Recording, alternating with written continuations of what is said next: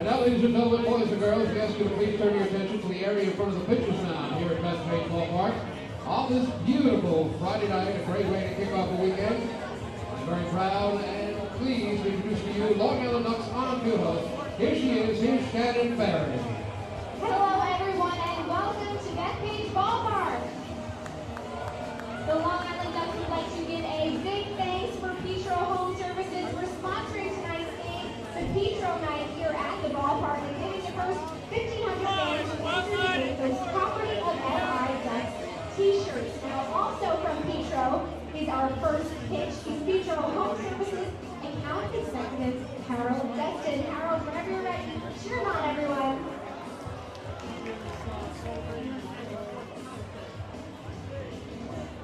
Nice throw. Now we also had another first pitch. We have the very lovely Heather McNamara here, a friend of Long Island Blood Services, who will also be throwing out a pitch. So everyone cheer on Heather.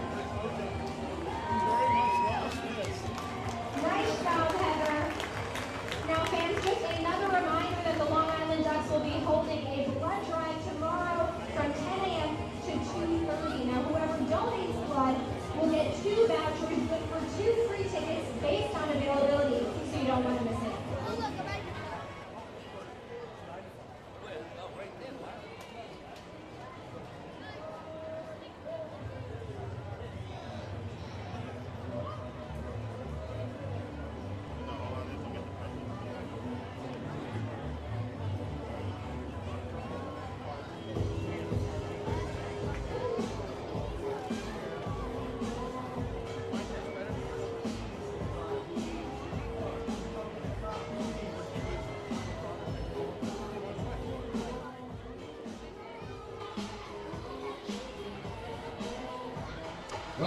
We're live here at Bethpage Ballpark in Central Islip, New York, and it is time once again for Long Island Ducks baseball. And tonight, the Ducks have returned home, and they will kick off an 8-game homestand tonight as they play the first of 3 against the Freedom Division leading Sugarland Skeeters here at Bethpage Ballpark. Well, good evening, everybody. My name is Michael Pollack. I'll be bringing you the play-by-play here tonight on the radio home for Ducks baseball, 103.9 FM, WRCN, and online at liducks.com and the Ducks official YouTube channel, youtube.com/DucksBaseball. Well, the Ducks returning home where they have had some recent success. Their last homestand here, which lasted from June the 8th through June 13th, Ducks went 5-2. They won 3 of 4 against the Southern Maryland Blue Crabs, 2 of 3 from the Bridgeport Bluefish, and they left here from Bethpage Ballpark to head on the road, very much in the thick of things in the Liberty Division race. While it wasn't a very good road trip for the Ducks, as they lost 2 of 3 to the Lancaster Barnstormers at Clipper Magazine Stadium, and followed that up with a heartbreaking series loss to the Camden River Sharks at Campbell's Field by dropping 3 of 4 there. So the Ducks return home now 6.5 games behind the Southern Maryland Blue Crabs in the Liberty Division race. And with time winding down here in the first half, Ducks are going to need to go on a winning streak and go on one quickly and hope for some help in the form of Southern Maryland Blue Crab losses. Well, last night for the Ducks, the series finale in Camden did not go well as the Ducks fell by a count of 9-3. And as we recap the game, Ducks were able to get the early lead in the 3rd inning against Josh Walter and the River Sharks. Ryan Canary led off the inning with a double, and that was followed up when Joe Ashbrodeen came to the plate. 1-1. Brodeen swings, fists it behind first base. It's down for a hit in right. Canary waved around third base. He scores without a throw, an RBI single for Joe Ashbrodeen, and the Ducks take a 1-0 lead in the top of the 3rd. So the RBI single for Brodeen, putting the Ducks ahead by a count of 1-0. They would not score any more, though, in the inning. And in the bottom of the 4th, Camden would take their first lead of the night as D'Angelo Jimenez led off with a walk, and after a ground out, an RBI double from Delwyn Young, followed by an RBI single from Dionis Cesar, gave the River Sharks a 2-1 lead. The big inning, though, was in the 5th as it knocked starter Connor Graham out of the game. River Sharks batted around and added one more as well in that inning. 10 hitters in the inning. It led to 5 runs, 4 hits. And in the inning, you had an RBI single from D'Angelo Jimenez, a 2-run triple by Raul Padron, and an RBI single from Salomon Manriquez, capped off with an RBI double by Juan Martinez. All that led up to 5 runs and a 7-1 River Sharks lead. Ducks try to make a comeback in the 7th with 1 out Ramon Castro single, and that would bring up P.J. Phillips. 2-1 pitch. Swung on, hit high in the air, deep down the left field line. Gomez turns to watch it fly out of Campbell's field. P.J. Phillips with his 3rd home run of the season, and the Ducks trail by 4. It's 7-3 Camden in the top of the 7th.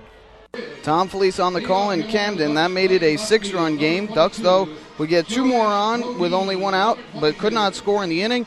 Went 1-2-3 in the 8th, got a leadoff walk in the 9th, but nothing further, and the River Sharks won 9-3. Josh Walter with his 4th win of the year to improve to 4-6. Connor Graham, the loss, fell to 3-4 as he gave up 5 runs on 5 hits and 4 walks in just 4 1/3 innings. Walter 3 runs on 7 hits and 2 walks in 6 1/3 innings in a game that took 2 hours and 59 minutes in front of 4,052 fans at Campbell's Field.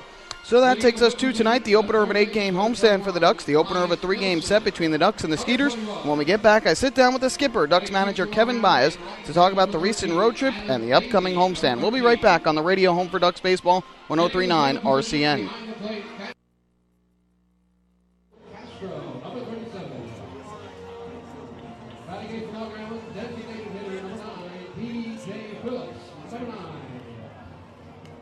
Hitting the right position and playing center field, number 2, Ryan Kinnery, number 2. And pitching tonight for the Long Island Ducks and warming up in the Ducks bullpen is left-hander number 5, Matt Way, number 5. Long Island Ducks are managed by Kevin Baez, pitching coach Steve Fulco, and the bench coach is Buddy Harrelson. And that's tonight's National Grid starting lineups. National Grid, here with you and here for you.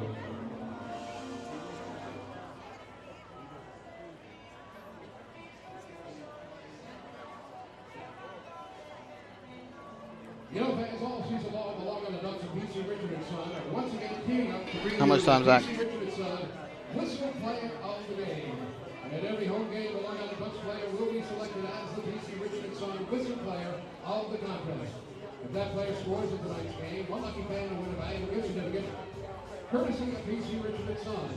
Please direct your attention now to the Duck Division scoreboard at left center field to see which Long Island Duck will be the P.C. Richard and Son whistle player of tonight's ball game. Well, back here at Bethpage Ballpark, getting set for the start of tonight's game between the Long Island Ducks and the Sugarland Skeeters. Ducks manager Kevin Baez in his 3rd season at the helm of the Long Island Ducks, trying to repeat what he had the last 2 years as manager. That's a first-half Liberty Division championship to guarantee the Ducks a spot in the playoffs. And for the Ducks to do it here this year, they're going to need a tremendous run here over the final couple weeks of the season as they enter tonight 6.5 games out of first place. I had the chance to catch up with Kevin before tonight's game. All right, Kevin, back here at home for 8 games after what ended up being a tough road trip for you guys. Are you starting to feel a little bit of pressure after you turn in a road trip like the one that you guys just had against Lancaster and Camden? Yeah, I mean, I don't know about pressure. Just, you know what, you start out the road trip against Lancaster and winning the first game convincingly, and then you lose the next 2. Then we go to Camden, win the first game convincingly, and then lose the next 3. Granted, there were 2 games that we should have won, but, things happen in baseball. That's the way it's played. But it's frustrating, to say the least. Talk about how frustrating it was, especially those 2 games in the doubleheader on Wednesday. You had leads late in the game, put in the guys who have been so steady for you all year, and it just didn't work out. Yeah, I mean, all you could do is try to put the guys that you feel that are going to, actually been doing the job the whole year. So felt pretty confident.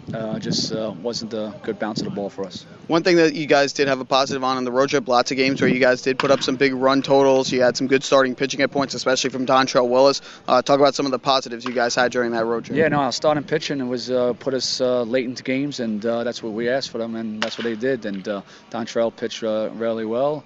Way's going to start today. He threw first time after having a couple of games off, so we're looking for some good things from him. Hauser's been outstanding. Brownell just gave up 4 runs in 1 game, and Connor, he could throw the ball a lot better, but Connor's is going to do better.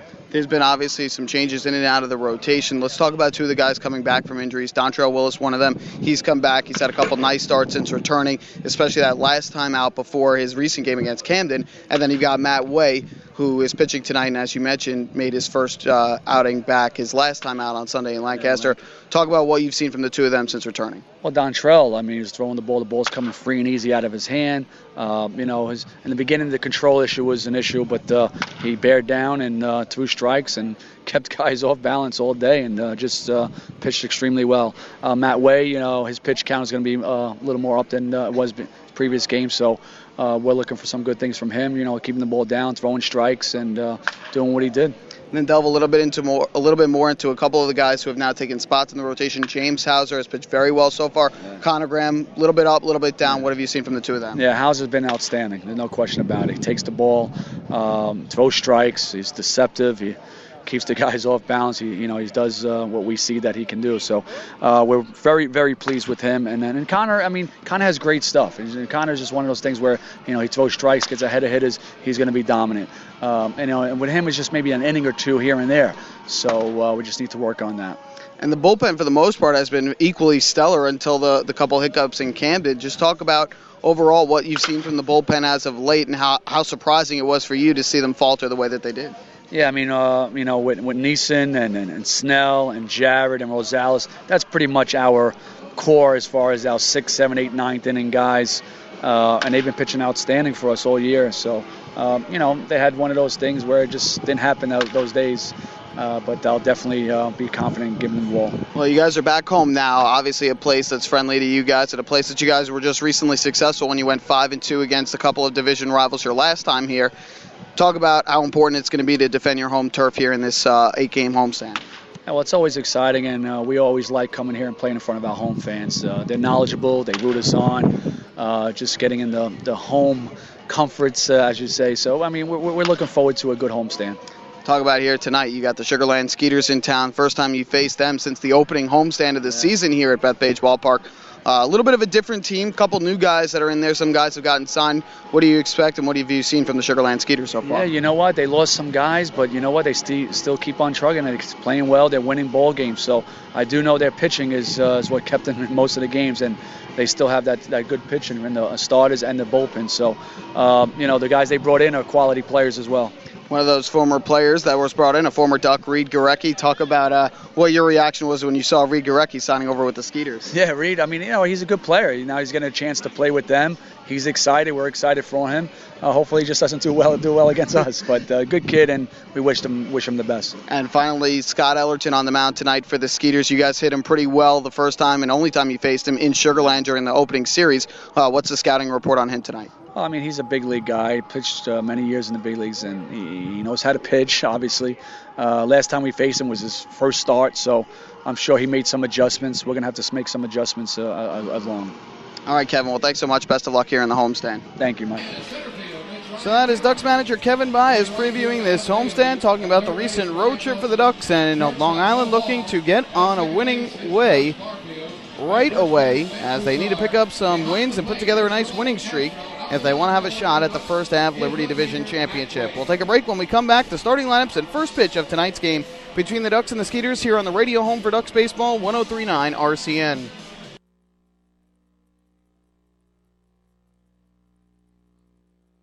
Please give them a hand. Here's the next Big Lock Green team. It's the LSW Little League Blue Leagues. Congratulations to the LSW Blue Leagues. You are tonight Nicolak Green Team here at Bethpage Ballpark. Say again. And baseball fans, tonight's color guard to honor America and to honor our flag. No breaks right away. To the third base coach's box. They are Boy Scout Troop 776 okay. from Massapequa.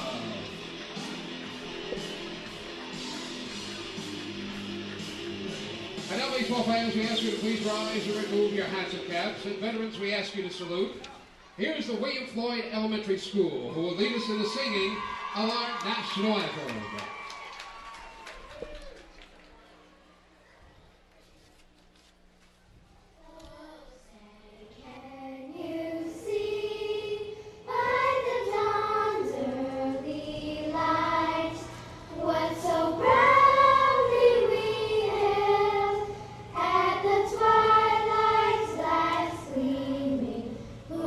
Shines and bright.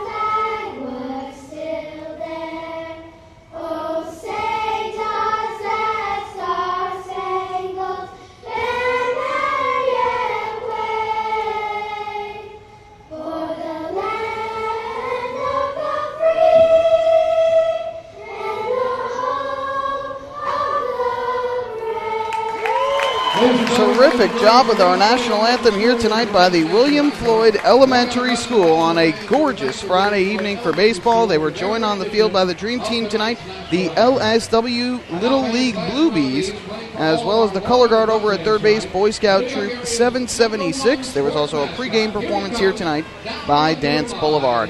Long Island Ducks, Sugarland Skeeters getting ready for the first of three. First time these two teams have met since April the 28th, the final game of the opening three-game series here at the Duck Pond in 2013, a series which the Skeeters took 2 of 3 games from Long Island, and so far it's been all Sugarland in the season series. They have won 6 of the 7 games. The first series of the season, they took all 4 down in Sugarland, Texas, and then the first series here at Bethpage Ballpark, as I mentioned, taking 2 of 3. Time for tonight's starting lineups for the Skeeters, who are managed by Gary Gaetti, his second season at the helm in the Skeeters' second season of existence. Adam Godwin will lead off. He is in center field. Jeff Dominguez is the second baseman. He will bat second. Steve Moss, the designated hitter, in the number 3 spot. In the cleanup spot is the right fielder Aaron Bates. Eduardo Perez, the former Camden River Shark, at third base will bat fifth. Travis Scott is over at first base. He hits in the 6th spot. Kobe Clemens does the catching. He will bat 7th. Michael Rocket in left field hits 8th. And rounding out the order is the shortstop, Dominic Ramos. They will all face Duck Southpaw, Matt Way, who is warming up on the mound right now for Long Island. On the other side for Kevin Byes' Long Island Ducks. Byes, in his 3rd season as the manager of the Ducks, has won Liberty Division Championship in 2011, a Liberty Division Championship, and an Atlantic League Championship in 2012. He puts Joe Ashbrodine at the top spot in the order. He is in left field. Josh Barfield at second base will bat second. And Ben Broussard over at first base, hitting in the number 3rd spot. Bill Hall, the shortstop, hitting cleanup. Brian Nelson at third base will bat 5th. Adam Bailey hits 6th and plays right field. Batting 7th doing the catching tonight is Ramon Castro. The designated hitter is P.J. Phillips. He will hit 8th. And rounding out the order is the center fielder, Ryan Canary. And they will all face right-handed pitcher and former big leaguer, that is Scott Ellerton, who has made 1 start against the Long Island Ducks this year. Matt Way, pitching for the Ducks, has finished his warm-up tosses, and he is just about ready to go here on this Friday night. In fact, both pitchers here have faced their opponent just once, and in fact, it was these two who matched up in their only meeting against their opponent back on April the 20th at Constellation Field in Sugarland, Texas.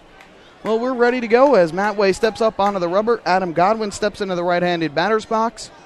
And the first pitch of tonight's ball game is taken a little bit high and inside, and we are underway. So we begin here at 7:09 with ball 1 from Matt Way.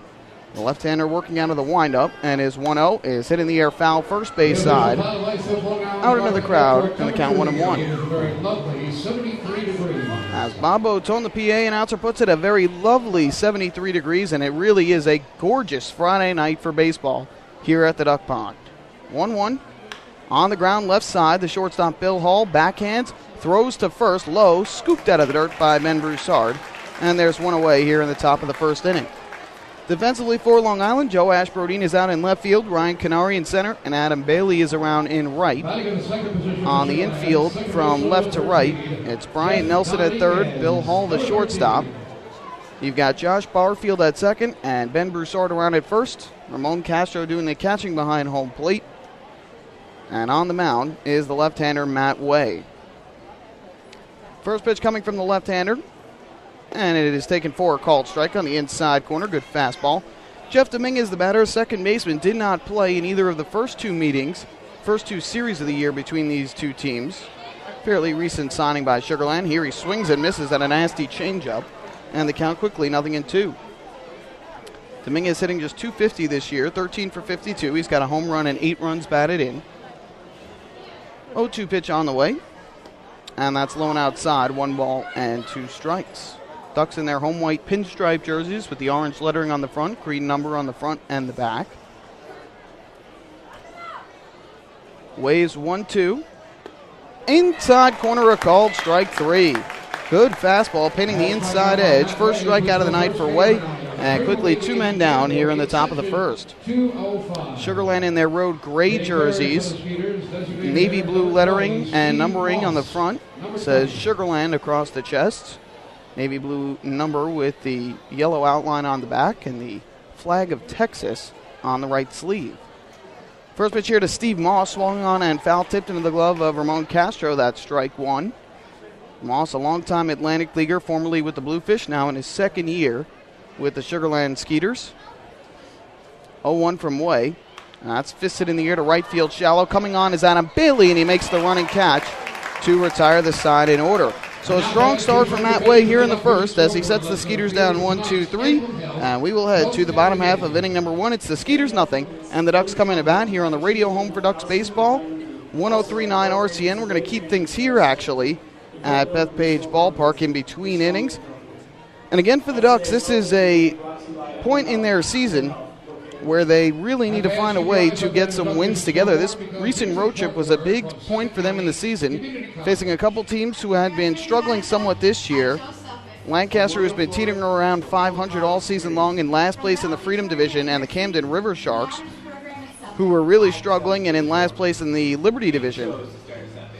But for the Ducks, they ran into their troubles as they have seen throughout the course of the year in Lancaster. The road trip started off well with an 8-0 trumping of the Barnstormers, and the big key there was the start from Dontrell Willis. He threw a complete game one-hit shutout, the most dominant start we have seen from a Ducks pitcher this season. And that got the road trip started off right, but after that, a 3-1 loss to Lancaster on that Saturday, June the 15th, and then a 6-4 loss on Sunday the 16th, as Will Savage and Horacio Ramirez both turned in terrific starts. Bill Murphy was so-so on the mound. Ducks were very sloppy in the field in both of those games, combining for 5 errors in the 2 games. So they dropped 2 of 3 in Lancaster, took the show to Camden, and again started off the series very well in Camden, where they won 9-2 in the opening game of that series. A terrific start from James Hauser, who allowed just 1 run in 6 innings. Bullpen did a fine job in relief of him. But then after a rainout on Tuesday, back-to-back games and 2 7-inning games and a doubleheader on Wednesday, and the Ducks had late leads in both, but could not win. They lost both in walk-off fashion, 6-5, the River Sharks winning both of those games. And then yesterday, the 9-3 loss to the River Sharks, ending the road trip at just 2-5 for the Ducks, and now 6.5 games in back of Southern Maryland in the Liberty Division standings. Well, we go to the bottom half of inning number 1. It's going to be Joe Brodeen to lead off. First pitch from Scott Ellerton. He deals a fastball low and outside, and they count 1-0. Brodeen, the switch hitting left fielder for the Ducks, in the leadoff spot in the order. Here's a 1-0 pitch. Swung on a high fly ball in the air to right center field. Moving over to his right is Aaron Bates. Called off now by the center fielder Godwin, who will make the catch. And there's 1 out here in the bottom of inning number 1. Brodeen had been batting .316 with 5 homers and 25 runs batted in before the pop-out.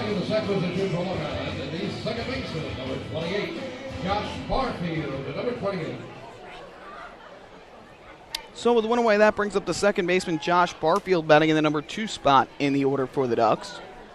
Barfield hits from the right side, and the first pitch from Ellerton is low and inside again for ball 1. Barfield enters with a .310 batting average on the year. He has got 1 home run, 10 runs batted in. 1-0, low and outside from Ellerton, and the count out 2 balls and no strikes.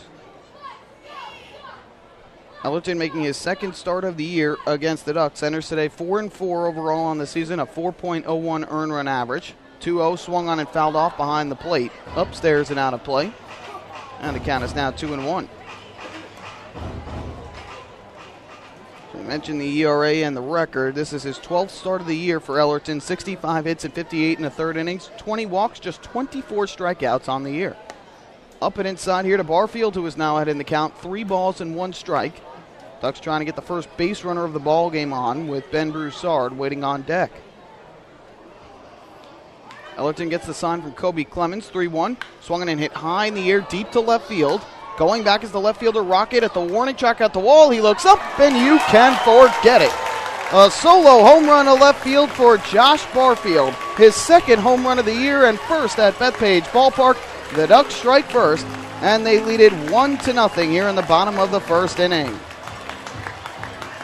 Barfield steps on home plate. High 5 for Ben Broussard. Low 5 for Bill Hall, and he heads to the dugout. Josh Barfield, his 2nd home run, 11th run batted in of the year. A towering drive to left field that just kept carrying and just cleared the wall beyond Michael Rocket in left. So the Ducks get the 1-0 lead. And the first pitch to Ben Broussard misses for ball 1.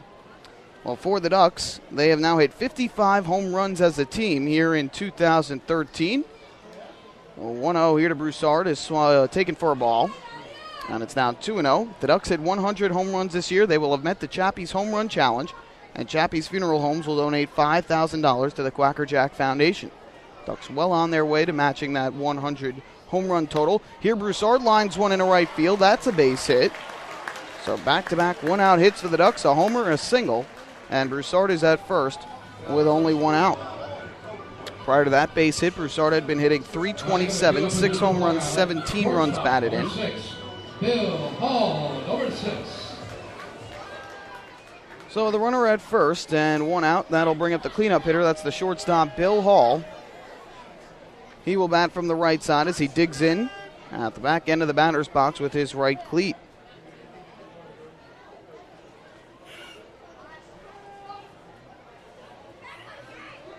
Here's Bill Hall.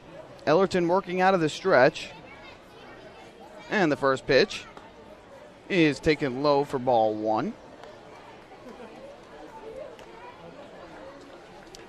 Hall struggling so far with the Ducks, hitting just .188. He's 9 for 48, 2 home runs, 11 runs batted in on the year. Ellerton from the stretch. Broussard takes his lead at first, a 1-0. Big breaking ball drops over the inside corner for a strike, and the count is 1-1. Not really much of a wind to talk about here. Very lightly blowing from right to left. Sunshine across most of the field except for the pitcher's mound and home plate, as well as the corners, first and third. 1-1. Swing and a miss. Good pitch diving down and away. Hall a big swing. And a miss, and the count 1-2. Good crowd on hand, too, at Bethpage Ballpark. First 1,500 fans tonight receiving property of LI Ducks T-shirts, courtesy of Petro Home Services. There's also the Friday night Pizza Hut K-Man promotion and Outback Steakhouse Fridays as well. Count of 1-2. Ellerton ready to go as he gets the sign from Clemens. Pitch to Hall. Swinging a line drive back up the middle into center field, a base hit. So Bill Hall punches a single to center. 3 straight hits now with 1 out in the inning. And the Ducks threatening for more, first and second with only 1 away. Number 21, Bryant Nelson, number 21. So you've got Hall at first and Broussard at second with 1 out following the solo home run by Josh Barfield. And Ellerton struggles against the Ducks continuing. His first outing of the year was against Long Island back on April the 20th in Sugar Land, Texas. He lasted just 1 1/3 innings, giving up 4 runs on 7 hits. Walked 2, did not strike out a batter. But the Skeeters rallied to win that game in Waddle-off fashion, 5-4. First pitch here, Nelson takes it on the outside corner for a strike, and the count is 0-1. Nelson has been pretty hot as of late with the bat. Switch hitter batting from the left side, average up to .267 on the year. He's got 7 homers. 25 runs batted in. Ellerton's 0-1. And Nelson fists this one towards second. It's caught. Now they've got Hall doubled off first as Dominguez throws over to Scott for the putout, and that's going to end the inning. But the Ducks are able to get a run on 3 hits, including the solo homer by Josh Barfield. No errors, just 1 left on base. And through an inning here at Bethpage Ballpark, it's the Ducks 1, the Skeeters 0 on the radio home for Ducks Baseball, 103.9 RCN.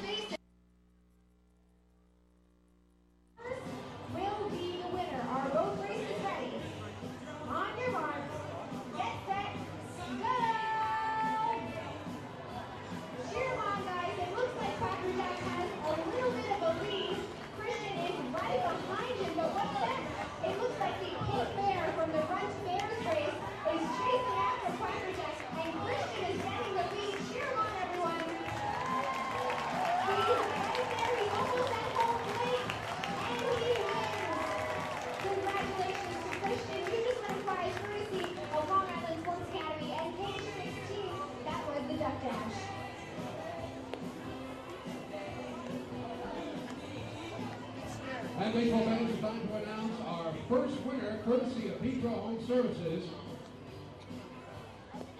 Your name is Bridington, and you're from Ronkonkoma. Congratulations. You have Well, the Ducks and Municipal Credit Union have teamed up this season to present the Walk with a Purpose promotion. Every time a Long Island Ducks player walks, Municipal Credit Union will make a donation to the Quacker Jack Foundation. Municipal Credit Union serving members since 1916. Ducks take an early 1-0 lead on the Josh Barfield solo home run in the first inning. Matt Way back on the mound trying to follow up what he did in the first, retiring the side in order. 1, 2, 3. Ducks enter tonight again on a 3-game losing streak. They dropped the final 3 games to the Camden River Sharks on their 7-game road trip. And that's dropped the Ducks to 10 games under 500 at 24-34 here on the season. And as we mentioned before, 6.5 games in back of the Southern Maryland Blue Crabs. As for the Skeeters, they lost last night, a 4-3 extra inning loss, 10-inning loss up in Bridgeport to the Bluefish.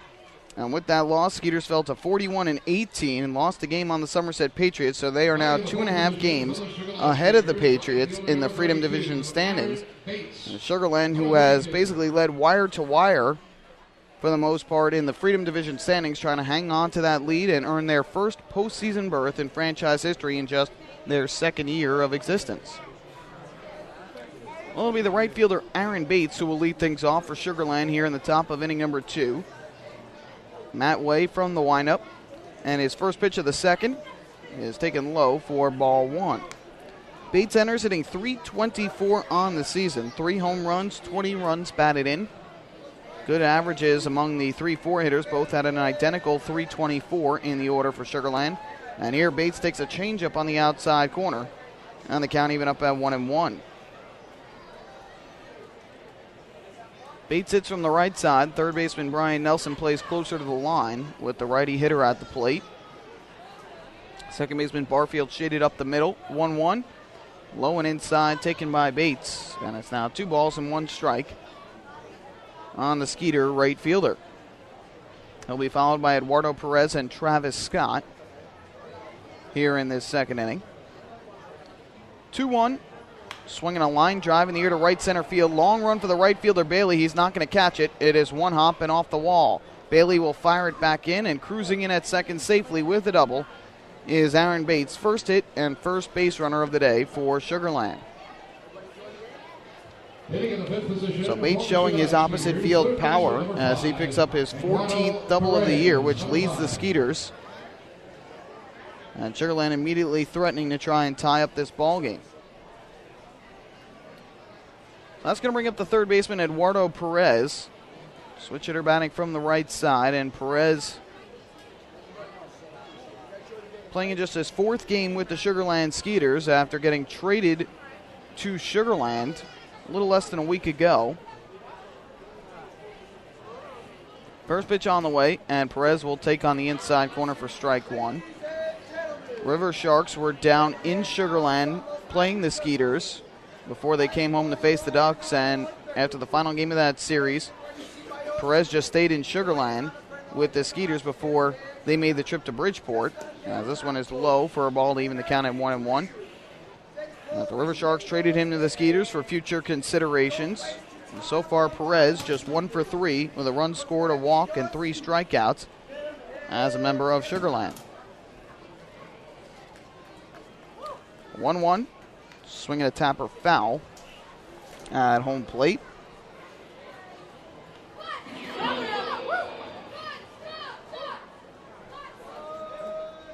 So the count is now 1-2. Check that, I should say 1 for 11, not 1 for 3. 1 for 11 so far is Eduardo Perez.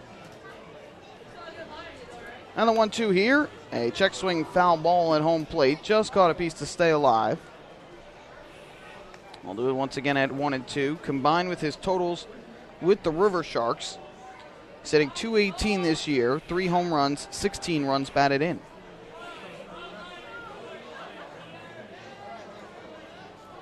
That'll be a 1-ball, 2-strike pitch upcoming. Kick the pitch on the way, and this is low and inside from Matt Way. So that will run the count now to 2 balls and 2 strikes.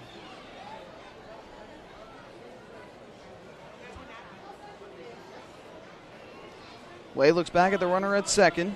deals to the plate, and Perez swings and misses for strike 3. Chased down and inside. Second strikeout of the ball game for Matt Way. And that's the first out here in the second inning. Batting in the sixth position, Skeeters first base with number 16, Travis Scott, number 16. So Travis Scott will come up to the plate, first baseman, hitting left-handed against the lefty Matt Way, who is making his 10th start of the year. Missed 3 starts with a shoulder impingement, but made his return to the mound on June the 16th last Sunday in Lancaster. Started off well, did not end well. First pitch on the way here, and Scott will take low and outside for ball 1. Way lasted just 3 1/3 innings. First 3 innings scoreless, then gave up 4 runs in that 4th inning before getting lifted. 3 hits, 4 runs all earned, 2 walks, and 2 strikeouts. It's been an up-and-down season so far for the left-hander in his second year with the Ducks. First full season after he joined the Ducks late last year. 1-0. That's in at the knees for a called strike. Evens up the count at 1-1. Umpires for tonight's game, Chase Edmondson is behind home plate. Aaron Freeman is around at first. And the third base umpire is Frank LeParrot. Be a 1-1 from Way, who is working out of the stretch now with the runner at second. That's Aaron Bates. Way kicks and deals. And this is taken on the outside corner. Another called strike, and Way ahead, 1-2. Ducks with a 1-0 lead as we play here in the top of the second inning. First game of a 3-game set. First game of an 8-game homestand for the Ducks. 5 games in 4 days against the Bridgeport Bluefish will follow this series. Long look in here for the sign by Way. Now gets the pitch he likes from Castro. And Scott will call time at home plate.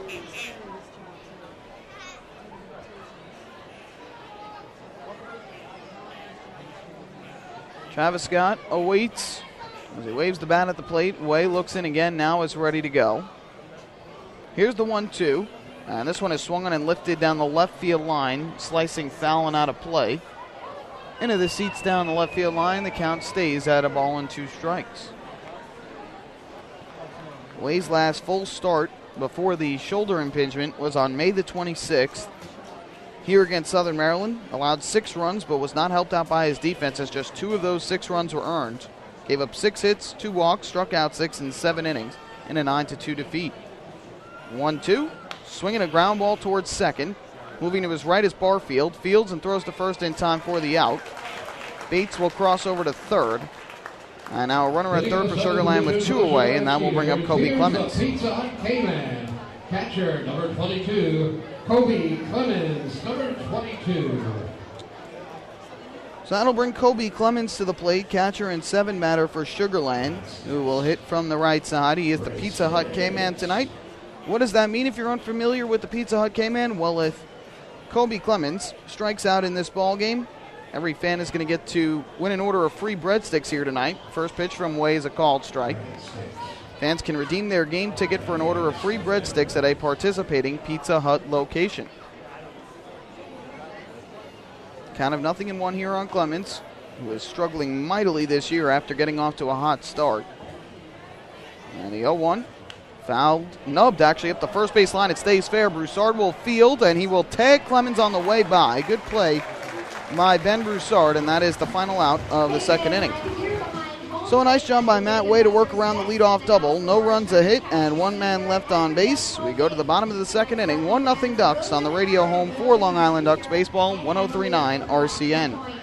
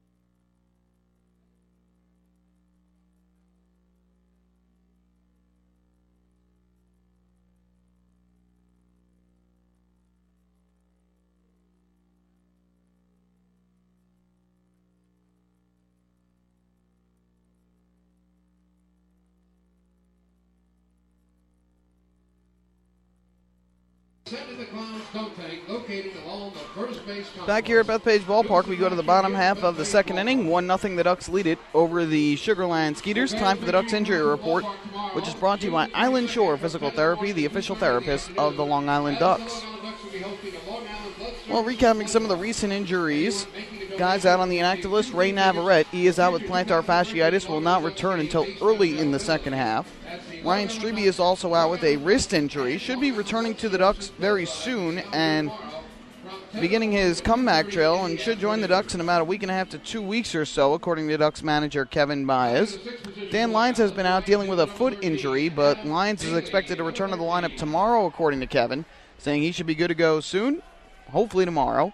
Josh Lansford, who had been on the inactive list, reinstated today to the active list, as Adam Bailey takes a breaking ball low for ball one here to start the second.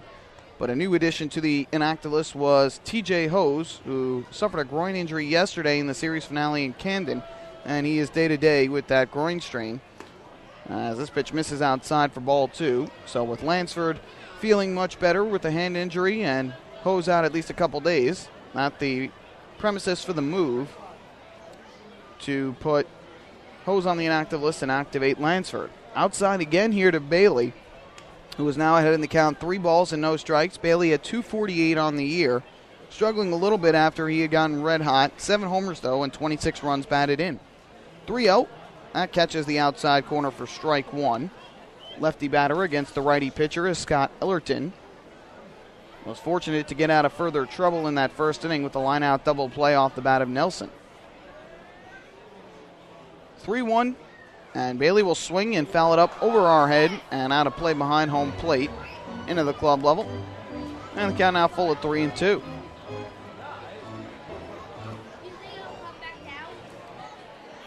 Ducks lead at 1-0 on the first inning solo home run by Josh Barfield. 3-2 pitch. Bailey lines this one right back up the middle, a base hit. Nearly took the head off of Scott Ellerton. 4th hit of the game already for Long Island. And they get the leadoff man on here in the second. And that'll bring up Castro. Ramon Castro, number 37. So Bailey is at first with nobody out. Here is the righty swinging Ramon Castro, who has had a fairly hot bat as of late. .318 average over his last 7 games. He hits from the right side. Bailey takes his lead at first. The first offering from Ellerton is taken up and inside, able to check his swing in the count 1-0. Castro's raised the average up to 254 on the year, 4 home runs, 12 runs batted in. Bailey leads at first, being held on there by Travis Scott. And the 1-0 pitch just missed the outside corner on a curveball, and it's 2-0 now in favor of Castro. Defensively for Sugarland, it's Michael Rocket in left, Adam Godwin in center, Aaron Bates around in right. On the infield, Eduardo Perez at third, Dominic Ramos at short. The second baseman is Jeff Dominguez, and Travis Scott over at first with Kobe Clemens behind home plate. Ellerton's 2-0 on the way to Castro. He takes all the way. This misses just below the knees. Skeeters unhappy there. Gary Gaetti in the third base dugout leaned back and shook his head after not getting that strike call. The count now 3-0. Matt Wright, one of the starting pitchers for the Skeeters, also in the dugout, was unhappy with the non-strike call there. So it's 3-0 on Castro. I have to imagine he'll take all the way here with Bailey at first. He does, and this is right down the middle for strike one. Righty-righty matchup here. P.J. Phillips waits on deck for Long Island. Bailey a couple steps off first as Ellerton gets the sign. 3-1 on the way. And Castro will swing it at a high, deep drive in the air to left field. Rocket going back to the warning track in front of the wall. He jumps up and he makes the catch. Nice grab by Michael Rocket as Adam Bailey has to scamper back to first base. Not sure if that would have robbed a home run, but at least an extra base hit for Castro. And instead it's a long fly out and the first out here in the second inning. Batting in the 8th position for Long Island, designated hitter number 9, P.J. Phillips, number 9. So with 1 on and 1 out, that'll bring up the designated hitter and 8-hitter for Long Island. That's P.J. Phillips, who will hit from the right side after Castro nearly missed, hitting the Ducks' second home run in as many innings tonight. Ellerton ready. His first pitch to Phillips is in there for a strike. Good fastball. And the count 0-1. Well, the Ducks hitting that home run in the first inning. So far, the Ducks now with home runs in 7 of their last 8 games. They're now sole possession of third place in the Atlantic League with their 55 home runs behind Somerset and Lancaster. 0-1 here is rocketed in the air to left center field. Adam Godwin racing over to his right is able to catch up to it, though, and make the grab. And that's the second out. Tough breaks for the Ducks here in this second inning. 2 very hard-hit balls from Castro and Phillips, just unable to get them over the head of the outfielders. And with 2 away, that's going to bring up the center fielder, Ryan Canary. And Sugarland has had big leads early in this half, but struggling a little bit after losing a lot of their players to major league organizations. Some of the big names that got signed: Chase Lamon, Dustin Martin, Anthony Granado. Among the hitters, throw over to first and back safely is Bailey. And among the pitching staff, Michael Nix, who was the pitcher of the month in the Atlantic League in May with a 5-0 record, did not allow a run in over 30 innings of work. No earned runs in 30-plus innings that month. He got signed away, as did Dustin Richardson and Sean Gallagher. Canary squared a bunt, pulled back, and he took a strike on the inside corner to count 0-1. So some big names have gone away from Sugarland, and they have struggled somewhat. Have a couple players out on the disabled list, including the heavy-hitting Josh Presley. Fernando Perez has been out for a while. Presley's got a calf strain and Perez an elbow strain. 0-1. Canary takes a breaking ball. That's in there for another called strike, and the count quickly 0-2 on Canary, who enters tonight at just .219 on the year. No homers, 5 runs batted in. Bailey led off the inning with a single, has not been able to advance past first base, though. And now Ellerton's 0-2 on the way to Canary. Is swung on and check swing liner over third, and that's going to drop in a shallow left field and be a base hit. The shortstop Ramos fires it in, and Perez, it looked like Perez there thought he had no chance to go back and catch that ball. So Canary, a little check swing, ends up getting the base hit. Perfect placement. And now the Ducks with runners at first and second with 2 out, and back to the top of the order for Joe Ashbrodeen. And that could be big for the Ducks there, with Canary, who has been struggling at the plate, finding a way to get on here. Now you go back to the heavy hitters at the top of the order in Brodeen and then Barfield and Broussard. We'll see if the Ducks can make Sugarland pay. 5 hits now already for Long Island. Ellerton's first pitch to Brodeen. Swung on and missed. Cut through a fastball, and the count is 0-1. Brodeen fly to center last inning to open the game for the Ducks. Will be an 0-1 upcoming from the right-hander Ellerton. Kicking the pitch is low and outside. That'll even up the count at 1 ball and 1 strike. Brodeen had a decent road trip, went 5 for 15, or checked out a decent series in Camden. 5 for 15 against the River Sharks. Had a homer, 3 runs batted in, 4 runs scored as well. Drew a walk and stole a base. Bailey leads at second. Canary at first. Good speed on the bases. And a 1-1. Low one inside. Brodeen had to move the back foot out of the way, and it's now 2 balls and a strike on the switch-hitting left fielder. Good crowd on hand here tonight.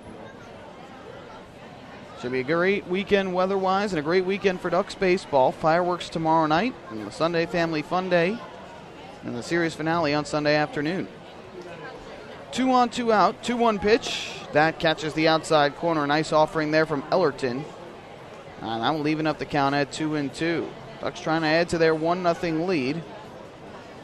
2 singles in the inning, bookended a pair of flyouts, deep, hard-hit fly balls off of the bats of Ramon Castro and P.J. Phillips. Now it'll be a 2-ball, 2-strike pitch from Ellerton to Brodeen. Right-hander ready, kicks and fires, and this one is swung in line back up the middle into center field, a base hit.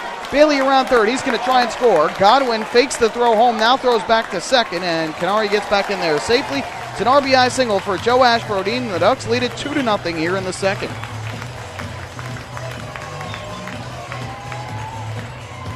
Good base running there from Adam Bailey as he scores without a throw, and a heads-up play by Canary to realize he needed to get back to second and not get put out on the base pass for the final out of the inning. 26th run batted in of the year for Joe Ashbrodine as Bailey scores from second. Canary moves from first to second. That prompts Kobe Clemens to come out to the mound and have a quick chat with the right-hander. So the Ducks making Sugarland pay as they get a little lucky on that check swing single over the third baseman's head by Ryan Canary. Extends the inning. Brodine picks up the RBI single.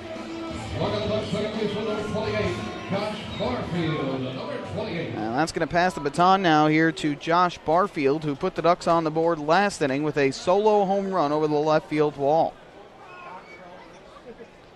So more good speed on the bases for the Ducks at first and second. And the first pitch to Barfield is a swing and a foul ball up the first baseline, a little nubber to the right side, and the count 0-1. Barfield struggled on the road trip. He was 3 for 16 in Camden with a double, a run batted in, 2 runs scored. He was 0 for 4 last night in the series finale against the River Sharks.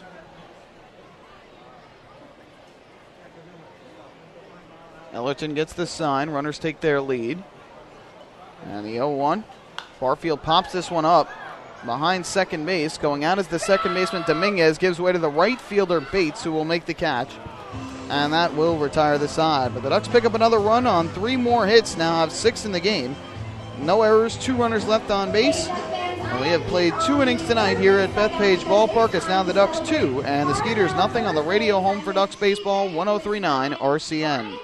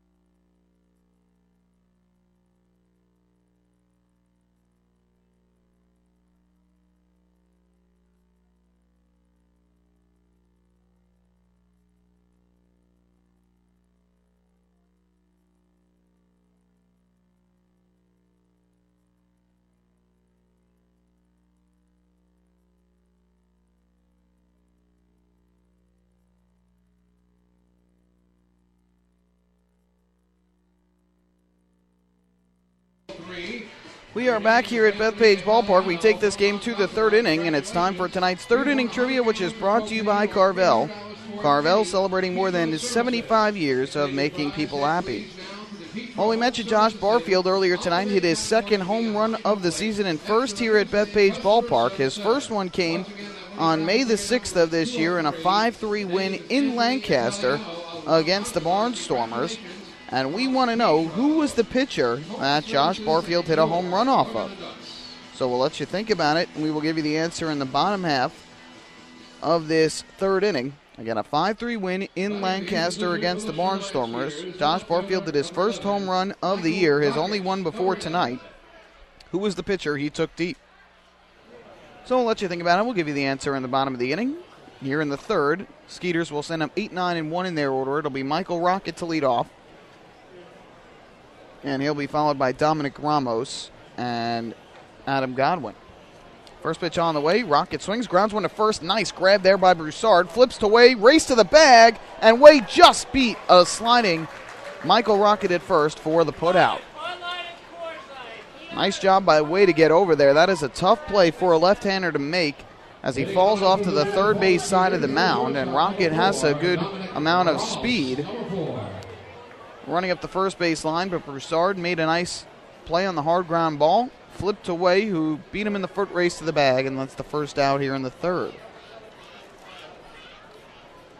So with the one away, that will bring up the shortstop and 9-hitter. It's Dominic Ramos. He will bat from the right side. Skeeters have been the best defensive team this year, and we saw a couple of nice grabs on fly balls in the bottom of the second inning. First pitch on the way to Ramos. That's in there for a strike. Good fastball. Skeeters with a .985 fielding percentage this year, best in the Atlantic League, and a league fewest 34 errors, nearly 20 fewer than the Barnstormers, who are second fewest with 51. This one a foul ball at home plate by Ramos, so the count now 0-2. Ducks have struggled a little bit lately on the defensive end. They are now down to 5th in the league with a .972 fielding percentage, 59 errors this year, which is 3rd most behind the Bluefish and the River Sharks. 0-2 pitch from Way. Lefty kicks, fires, and Ramos takes the low one outside. They count 1-2. Ramos hitting .238 on the year. He's got 8 home runs, 34 runs batted in. Usually hits in the 9 spot and does have pretty good pop in that bat. So it'll be a ball and 2 strikes now from Way. He deals, and Ramos swings and grounds one to short. Charging in his Hall. He fields and throws to Broussard in time for the out. 2 ground ball outs here in the 3rd inning, and quickly 2 down for Sugarland. You look at the Ducks, in terms of their infield, with the exception of the pitcher, Matt Way, they have a major league veteran infield. You have got the catcher, Ramon Castro, who was a veteran of 13 seasons in the big leagues. Ben Broussard, a 7-year big leaguer at first base. Josh Barfield, who has spent 4 seasons at the major league level at second. Bill Hall, an 11-year major league veteran over at short. And Brian Nelson, who had 1 year in the bigs at third. Called strike, good pitch there from Matt Way, and they count 0-1. So while the outfield for the Ducks does not have any major league experience, the infield all the way around with the exception of the pitcher, all former big leaguers. Not very often you see that. 0-1, swinging a ground ball to short again for Bill Hall. This one a much higher hop. Throws to first for the out, and a dominant 3rd inning for Matt Way. 3 ground ball outs, and he retires the Skeeters in order for the 2nd time here tonight. Sugarland goes down 1-2-3. We head to the bottom of the 3rd. 2-0 Ducks on the radio home for Ducks baseball, 103.9 RCN.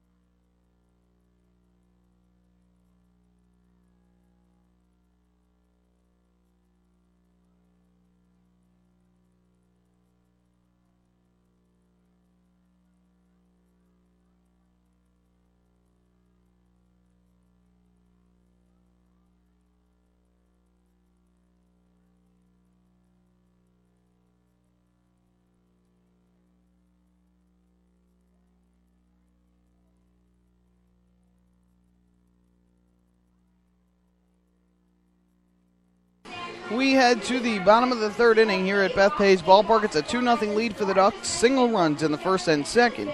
And it's time for tonight's answer to our 3rd inning trivia, which is brought to you by Carvel. Carvel celebrating more than 75 years of making people happy. Back in the 1st inning, Josh Barfield hit his 2nd home run of the year, his 1st here at Bethpage Ballpark. We want to know which pitcher gave up the first long ball of the season to Josh Barfield. And if you guessed Lancaster right-hander Dwayne Pollock, you would be correct. The Atlantic League Pitcher of the Year a year ago for the Barnstormers has struggled a little bit against the Ducks this year and gave up a solo home run in the top of the 6th inning on May the 6th in Lancaster at Clipper Magazine Stadium. Called strike here to Ben Broussard, 0-1.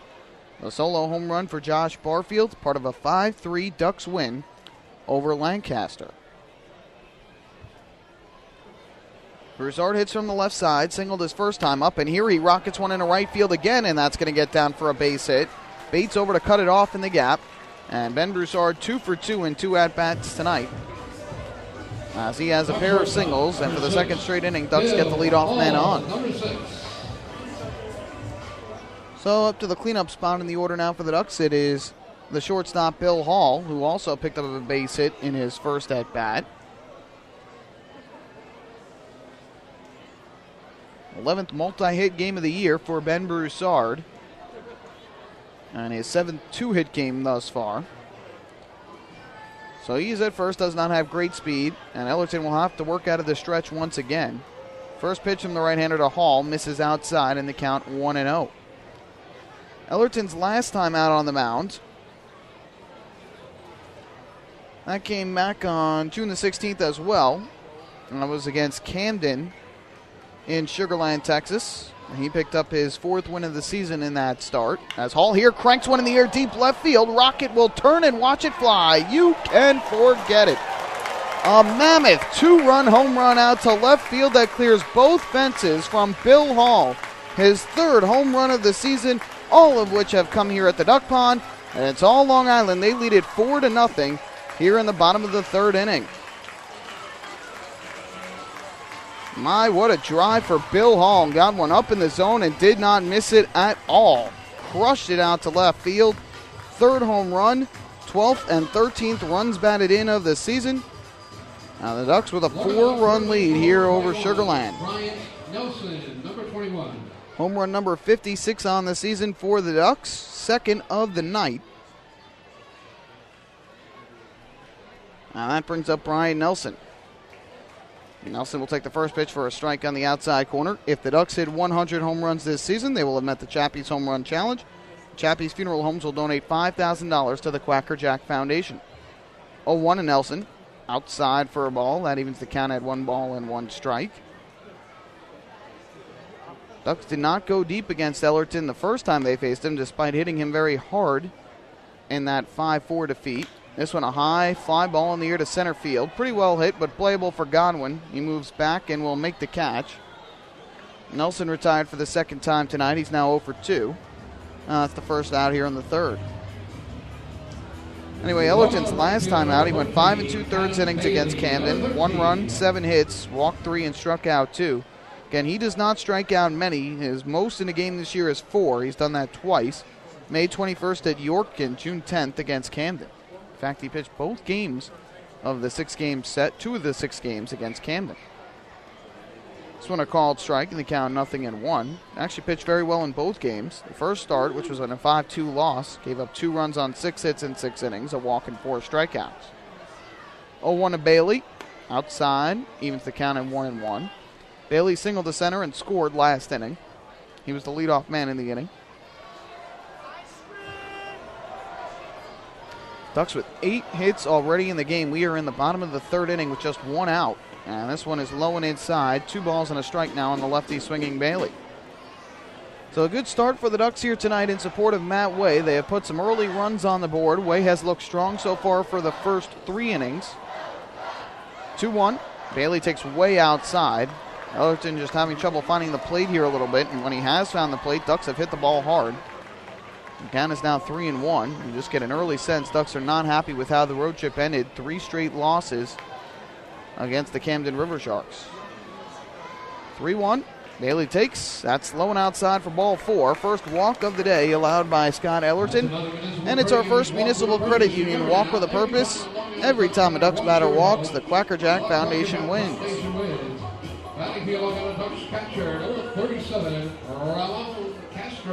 So the Ducks now with a runner at first base and 1 out. That's going to bring up the catcher Ramon Castro, who nearly took Ellerton deep his first time up.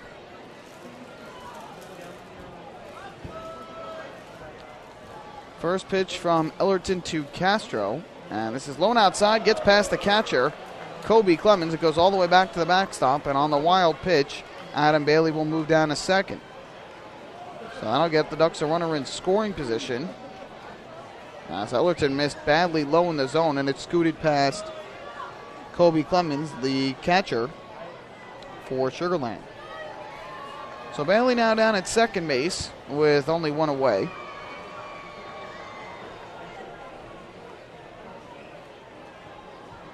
Right-hander looks back towards Bailey at second, the 1-0. Castro, a check swing foul ball first base side. Did not want to make contact with that one. This ball rose up and in.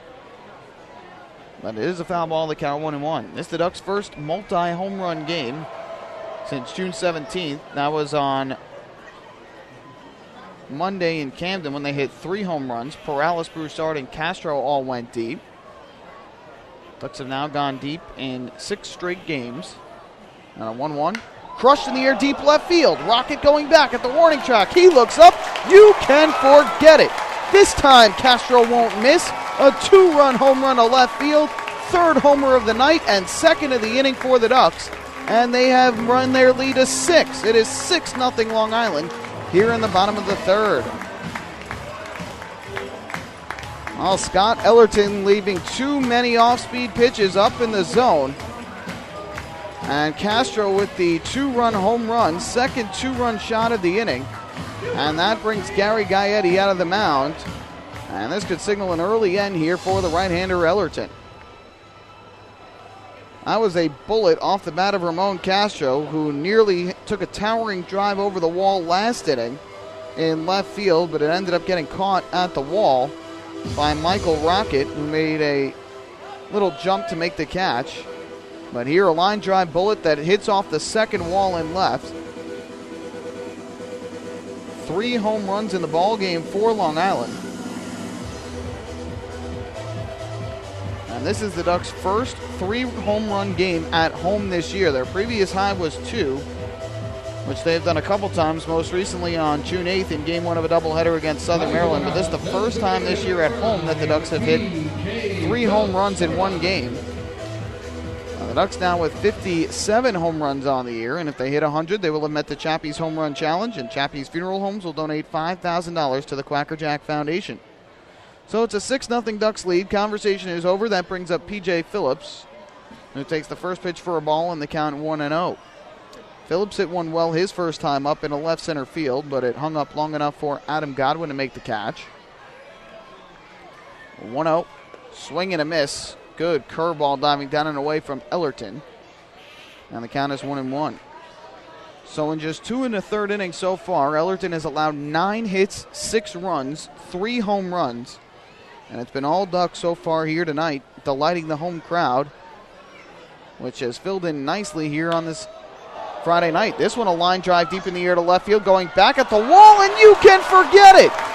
A line drive bullet that just clears the left field wall for P.J. Phillips. It's back-to-back home runs for the Ducks. Their 3rd of the inning, their 4th of the game, and it's 7-0 Long Island here in the 3rd.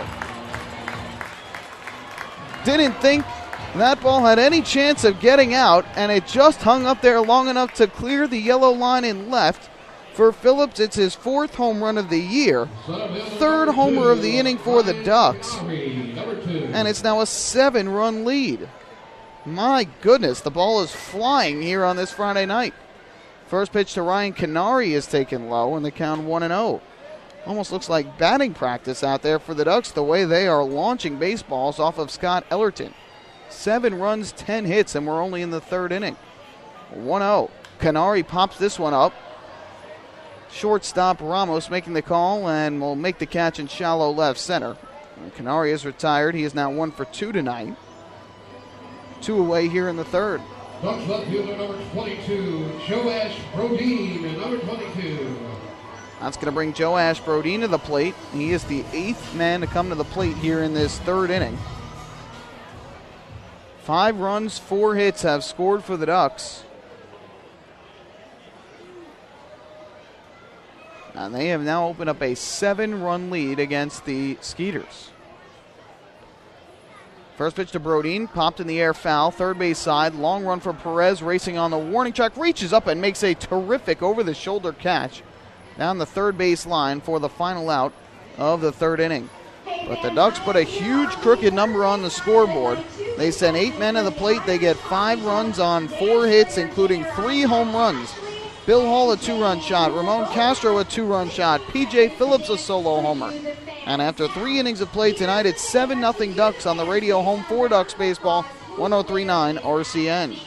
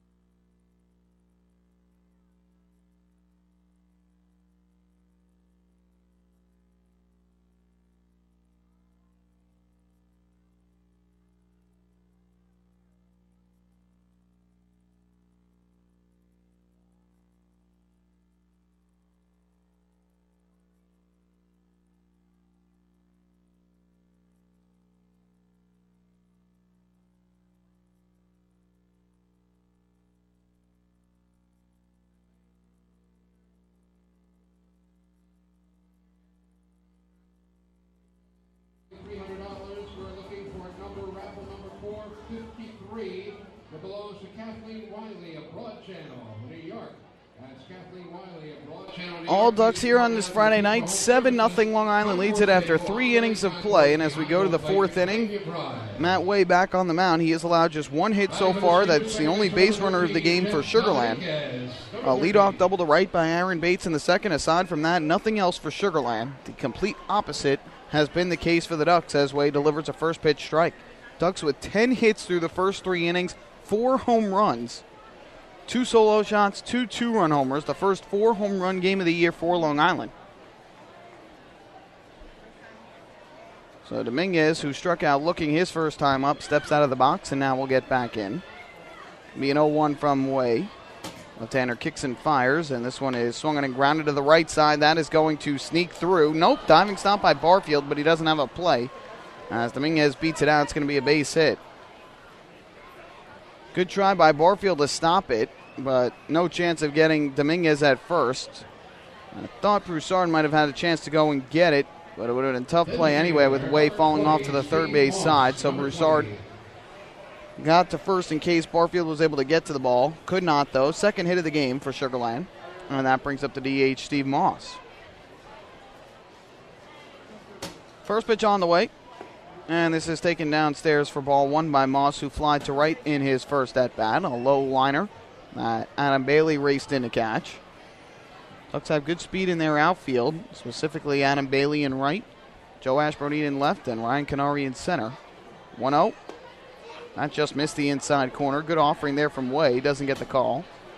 And the count goes to 2-0.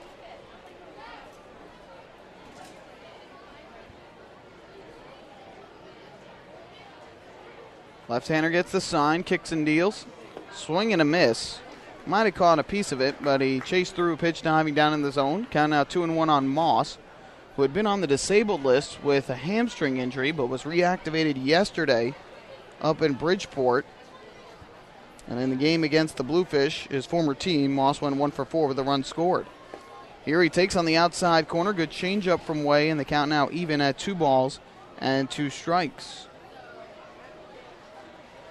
Moss will be followed by Aaron Bates. Ducks with a 7-0 lead here in the 4th. And the 2-2 just missed the inside corner. Way wanted that call.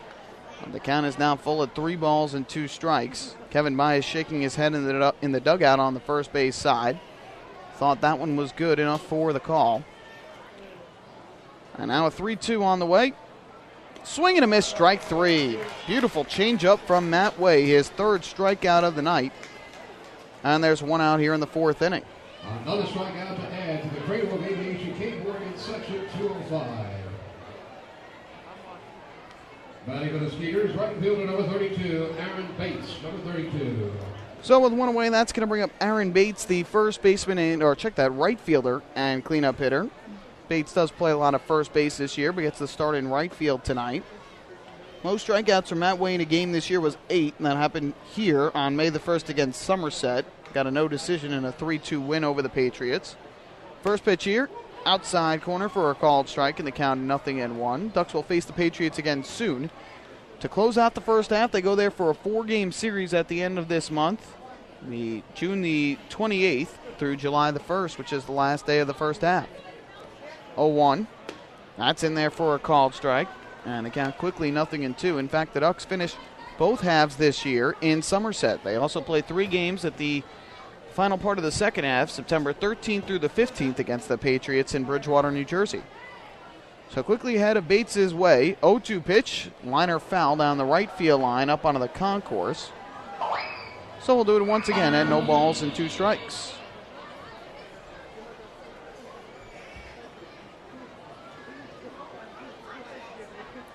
Ducks 7, Skeeters 0. Runner at first with 1 out here as Dominguez led off the inning with the infield single to the right side. Lefty pitcher against the righty batter, 0-2. Inside, nearly caught Bates on the leg. And the count now 1-2. Yesterday, Bates was 2 for 3 at the plate, earned his 13th double of the year before getting his 14th tonight. Also drove in 2 runs to increase his RBI total to 20. And he earned a walk. 1-2 on the way. Way kicks and fires. And missed low and inside. The count has gone from 0-2 to 2-2. Take a look at some of the out-of-town scores as well here in this fourth inning. All the other Atlantic League teams in action tonight. That'll be a 2-ball, 2-strike pitch upcoming here. Left-hander gets the sign, kicks and fires, and this is swung on and missed, strike 3. Way again with the changeup. Way out in front of it was Aaron Bates. Back-to-back strikeouts. Way's got 4 in the game now, 2 men out in the fourth. And that's going to bring up the third baseman, Eduardo Perez. Well, in Southern Maryland tonight, Blue Crabs again with a lead. They're ahead of the Camden River Sharks 2-1, bottom of the third inning. Ian Marshall pitching for the Blue Crabs. And it is Armando Gabino getting the start for the River Sharks. Must pitch up high for a ball. The count 1-0. In York tonight, it's the Somerset Patriots 3, the York Revolution 2, top half of inning number 6. Josh Lowy, the starter for the Patriots, Brett Tomko for the Revolution. And Patriots, if the Skeeters lose tonight and Patriots win, will be just a game and a half back of Sugar Land in the Freedom Division standings.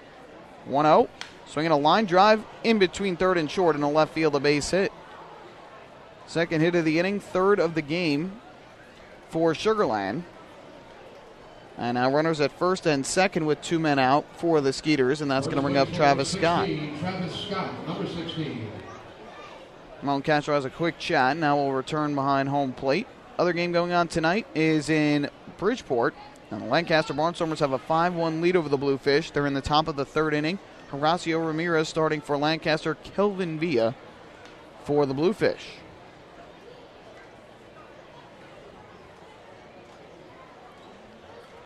So Travis Scott comes to the plate in a lefty-lefty matchup here with Matt Way, trying to extend this inning and put the Skeeters on the scoreboard as they trail 7-0. Way gets the sign, looks back at second. First pitch to Scott is low in the dirt. Good scoop out of the dirt by Castro in the count 1-0. Yankee Stadium tonight. Yankees have a 2-1 lead over the Tampa Bay Rays. They are in the top of the fourth inning. Roberto Hernandez for the Rays, David Phelps for the Yankees. Sac fly for Cano, RBI ground out by Ichiro Suzuki. Runs for the Yankees, Ben Zobrist, and an RBI single for Tampa. This pitch on the ground, right side, the first baseman Broussard fields, the flip to Way covering and plenty of time for the out. And a nice job by Matt Way to retire the sign and not allow a run. 4 shutout innings for the left-hander, no runs, 2 hits, 2 men left for Sugar Land. We have played 3.5 tonight at Bethpage Ballpark. The Ducks 7, the Skeeters nothing on the radio home for Ducks baseball, 103.9 RCN.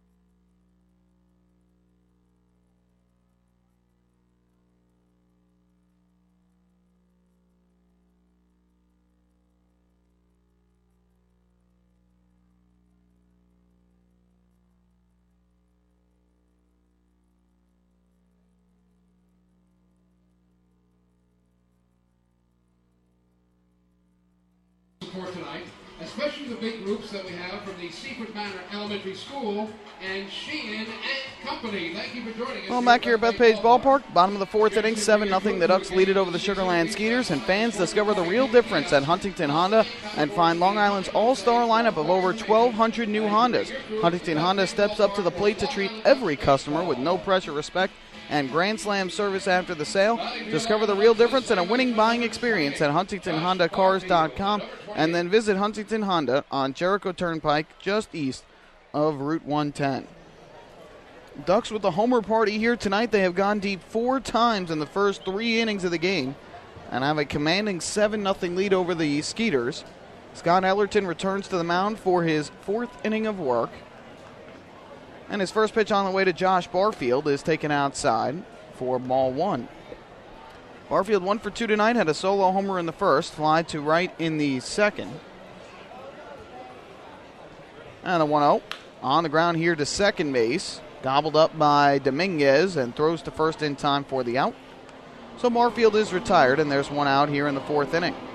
Finishing up the out-of-town scoreboard, the one score we forgot was the New York Mets score. Right now in Philadelphia, Phillies have a 3-1 lead in the bottom half of inning number 4. It's Jeremy Hefner for the Mets and Cole Hamels for the Phillies. No home runs yet. Mets lone RBI and RBI single by David Wright.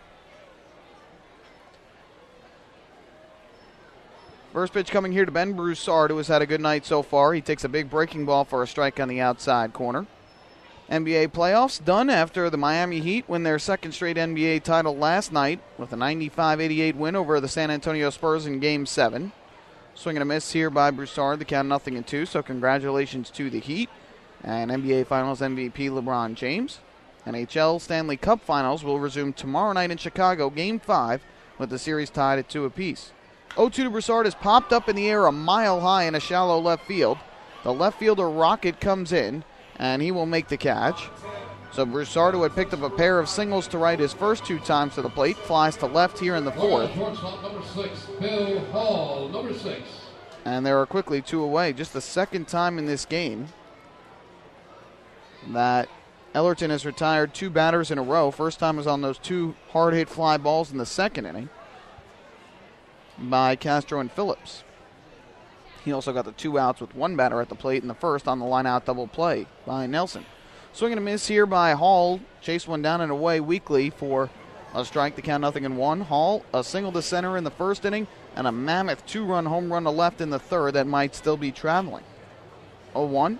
That's on the ground, left side.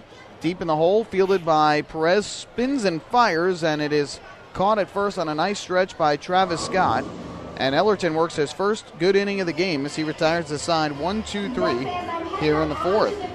So we take this game to the 5th inning. Ducks still in front 7-0 over the Skeeters here on the radio home for Ducks baseball, 103.9 RCN.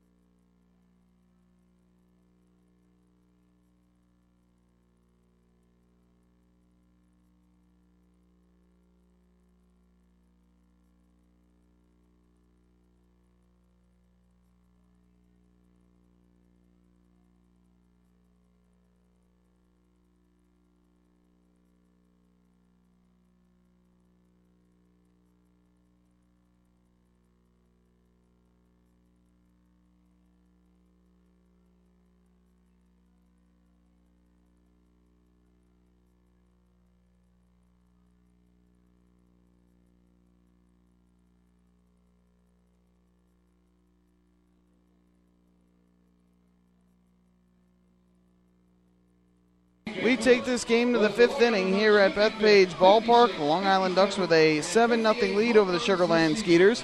Fans, now you can enjoy the taste of the Australian Outback at discounted prices just by attending Ducks games here at Bethpage Ballpark.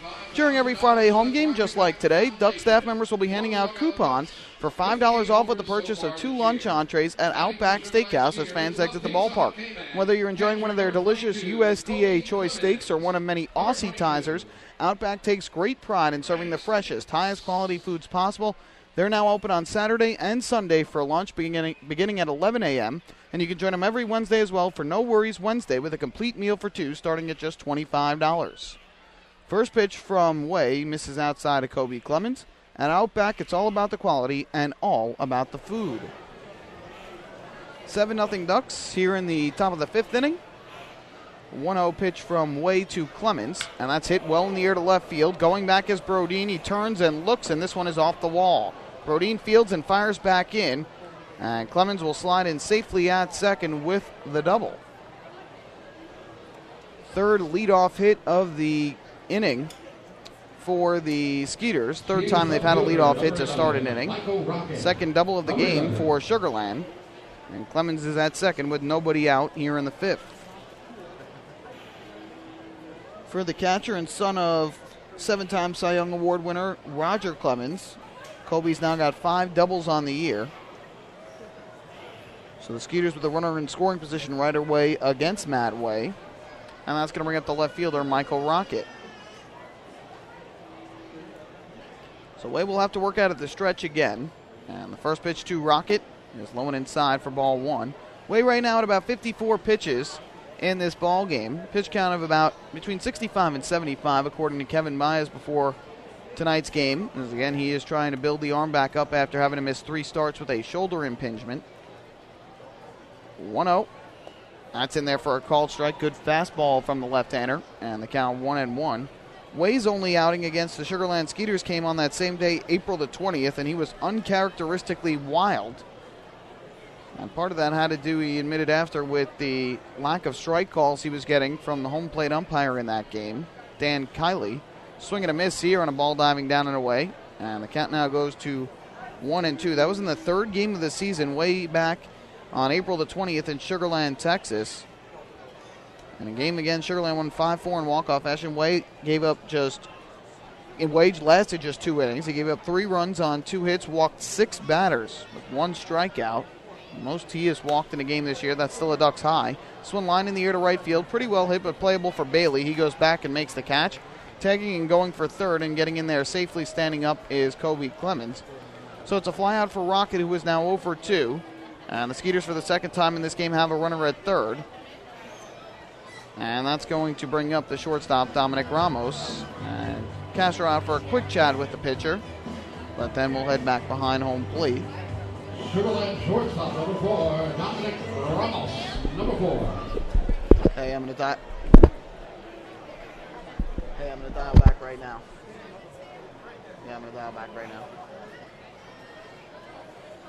All right, we should be good now. Just let me know when. Say in my ear.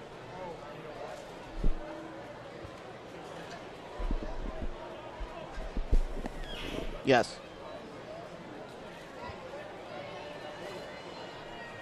We're in the 5th inning here. Runner at third, 1 out, and the first pitch is taken for a called strike. And the count 0-1. Dominic Ramos at the plate. The runner at third is Kobe Clemens with 1 out. 7-0 the Ducks lead. And now time is called at home plate.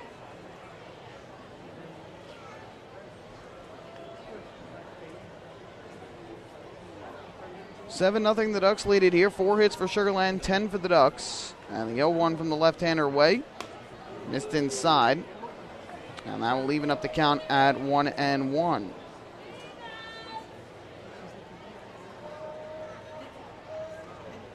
Ramos grounded to short his first time up.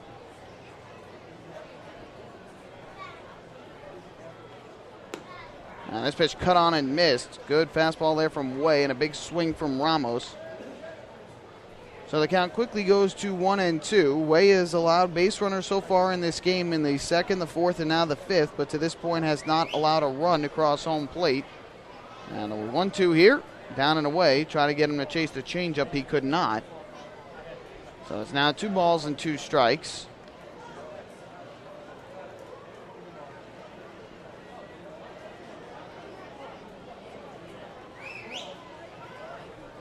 Ramos batting from the right side. Way the lefty ready to go from the stretch. And his 2-2 offering is swung on and missed. Strike 3. Chase the ball down in the dirt. Castro makes sure the runner stays at third and will throw to first for the putout. So you can get another strikeout from that Way. His 5th of the game. The 2-3 putout records the out. And with 2 men down here in the 5th inning and the runner still at third, back to the top of the order we go for Adam Godwin. Apologize to those who were listening on 103.9 FM WRCN for the technical difficulties. Back up and running. So 7-0 game here in the fifth. 2 out now. The runner at third is Kobe Clemens. And this taken inside for a ball. The count 1-0. If you missed some of the action, inning led off with a double to left by Kobe Clemens, the catcher and 7-hitter. Michael Rocket then flied to right, and Clemens advanced to third, and then Ramos just chased a pitch down in the zone for strike 3 and was put out at first 2-3. Swing and a miss here. Count now 1-1 here on Adam Godwin, who is 0 for 2 with a pair of ground outs.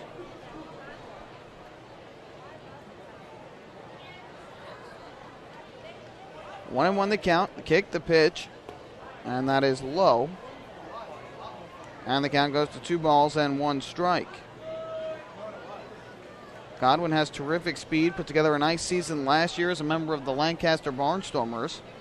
Came up just short to the Ducks in the Atlantic League Championship Series, and then went to Sugar Land in a trade this offseason. Here he fists one towards second, caught there in the air by Josh Barfield, and again, Matt Way works around the leadoff double to retire the side and keep the Ducks in front while keeping Sugar Land off the scoreboard. No runs a hit and 1 man left on base.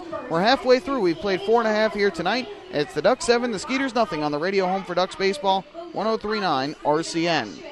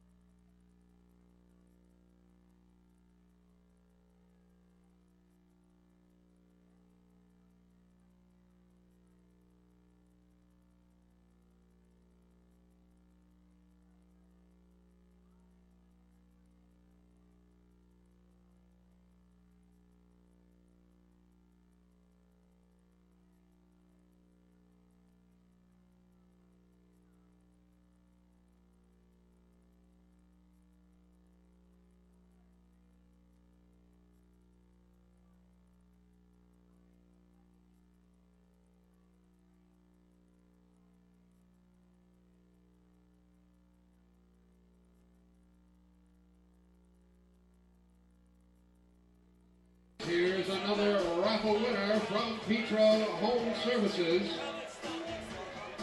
Bottom of the fifth inning here at Bethpage Ballpark. The Ducks, 7 runs, 10 hits, no errors. The Skeeters, no runs, 4 hits, and no errors. Ducks trying to get off to the right start here on this 8-game homestand with a win, and they're in good position to do so as Matt Way has gotten off to a strong start here tonight with 5 shutout innings.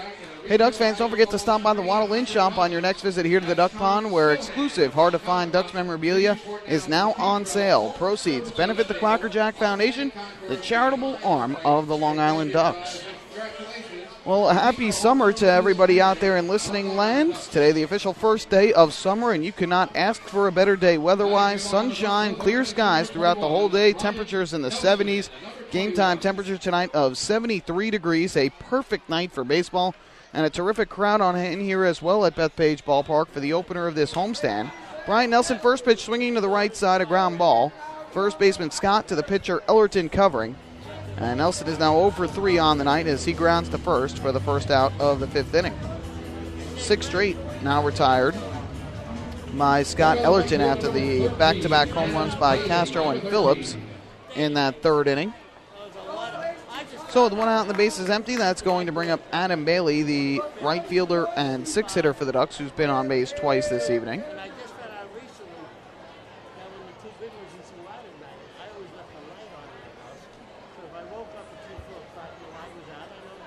First pitch here to Bailey. That's in at the knees for a called strike. Count 0-1. Bailey singled to center to lead off the second, scored a run, drew a walk in the 3rd, and then scored on the Ramon Castro home run.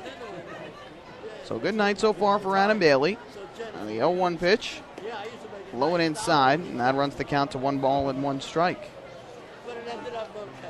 Danny Perales now on the inactive list. Bailey and Nelson now tied for the Ducks' lead in home runs with 7 apiece. And Bailey now the active leader in runs batted in, entering tonight with 26. Brodeen picked up his 26th earlier in the game. It's a foul ball at the plate. And the count is now 1 ball and 2 strikes on the lefty swinging Adam Bailey. during the series in Camden. Bailey struggled mightily. He was 0 for 14 in the series. 0 for 4 yesterday. Just scored 2 runs and drew a walk against the River Sharks. 0 for 17 entering tonight. This one taken low and inside. Count now 2-2. But he's had a good night here so far, being on base twice in the game and scoring a pair of runs. It'll now be a 2-2 pitch to Bailey, and this one is taken outside. He's had a couple of good at-bats, too, running the count deep. Went 3-2 before getting a hit in the second, 3-1 before drawing the walk in the third, and now 3-2 here against Ellerton.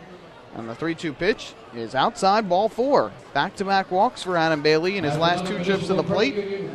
Both of the walks that Ellerton has allowed tonight to Adam Bailey. It's another Municipal Credit Union walk with a purpose. Every time a Ducks batter walks, the Quacker Jack Foundation wins. So that breaks up the string of 6 straight retired by Scott Ellerton.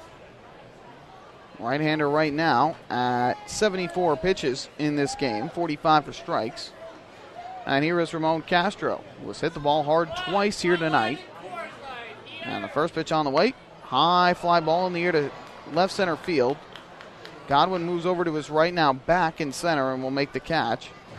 And again, another hard hit ball by Castro. Got under this one a little bit. So 2 batters have been retired on just 1 pitch here in this 5th inning. Nelson on 1 pitch grounded to first, and Castro on 1 pitch flies to center, and between the walk to Bailey. And with 2 outs, that's going to bring up P.J. Phillips. Castro now 1 for 3 with that 2-run home run sandwiched in between the pair of flyouts. And here is Bailey, who tonight is 1 for 2.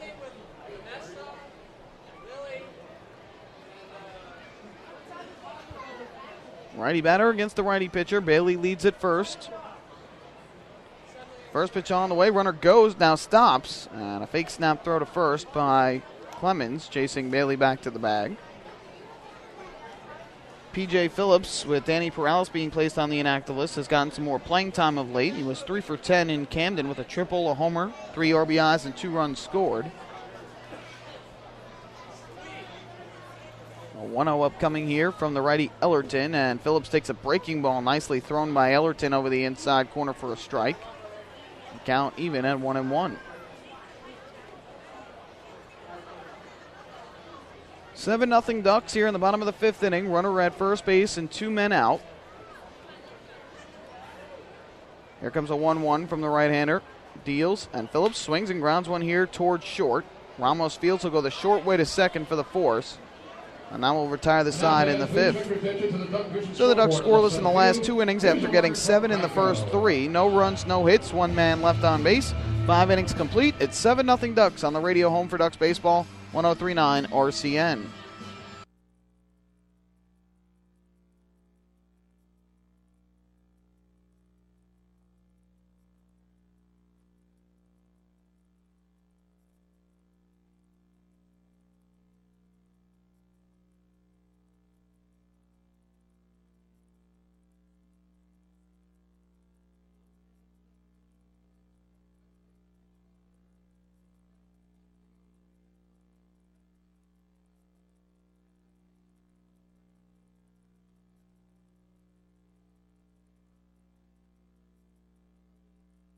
You can add an extra one here.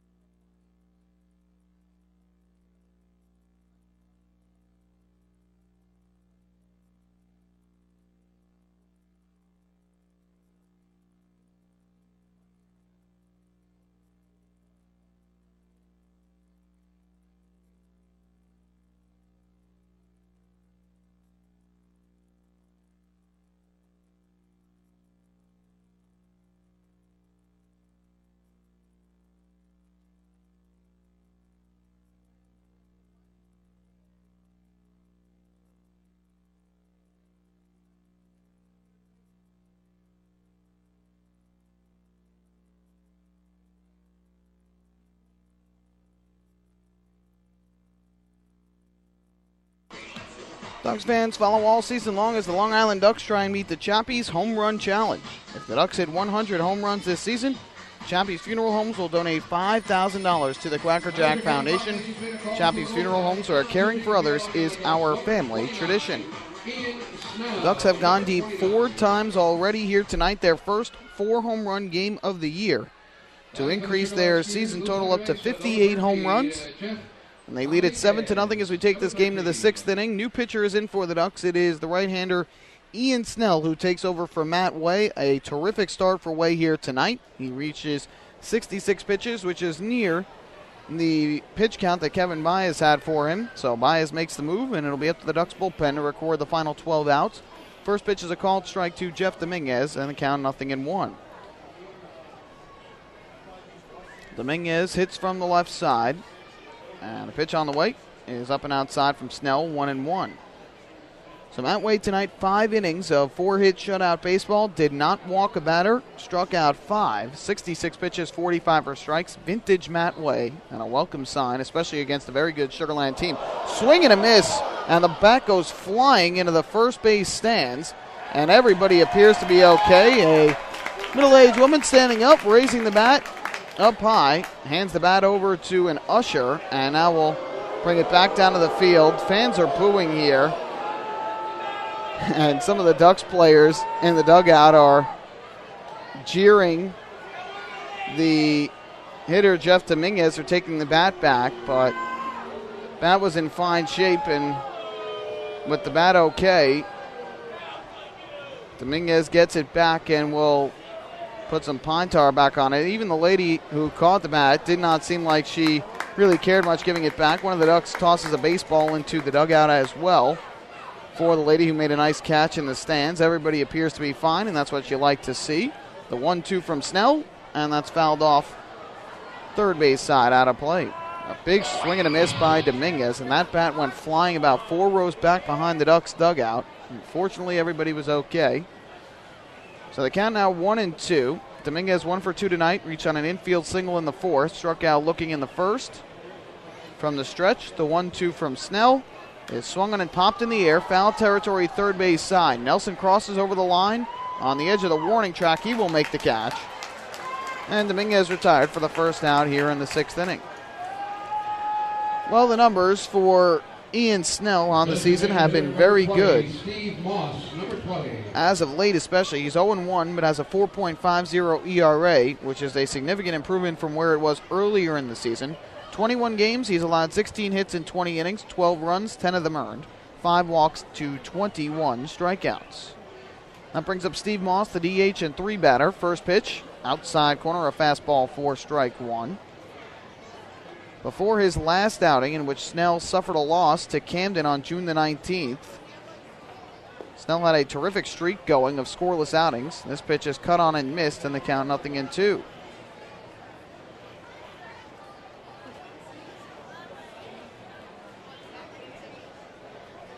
0-2, swinging a foul ball down the right field line. Snell had gone 11 straight outings since May the 15th without allowing a run. He's now at 12 straight outings without allowing an earned run. So he gave up an unearned run on 1 hit in 2/3 of an innings against Camden in the opener of their day-night doubleheader. Or check out the single admission doubleheader. Swing and a miss here on a ball diving down and away. First strikeout of the game for Ian Snell. So Moss is retired for the 3rd time tonight. He's now 0 for 3 with a pair of strikeouts. 2 outs here in the 6th inning, and that's going to bring up Aaron Bates. Batting for the Skeeters, leading right fielder, number 32, Aaron Bates. During the span of 12 straight outings without an earned run allowed by Snell, he has lowered his ERA from 11.74 down to 4.50. That is an incredible improvement for Ian Snell, and he really has thrived in his role as a reliever. That's where he wants to be, does not want to be a starter, and he has certainly settled in nicely here this season. Swing and a miss, and the count 0-1. And Kevin Baez has a terrific four-man group in the back end of the bullpen. If he can really get through 5 or 6 innings, he is set. As long as the pitchers do their job, which they struggled to do in that single admission doubleheader in Camden. But normally they have all been very good. 0-1 is upstairs. 1 ball and 1 strike. You've got Snell, Neeson, Jared Lansford, and Leo Rosales, the formula for Kevin Baez to close out games. Here, obviously, a 7-0 game, not a safe situation. Those four guys have certainly done the job. 1-1, just missed the outside corner. Good fastball, just did not get the call. And so the count is now 2-1.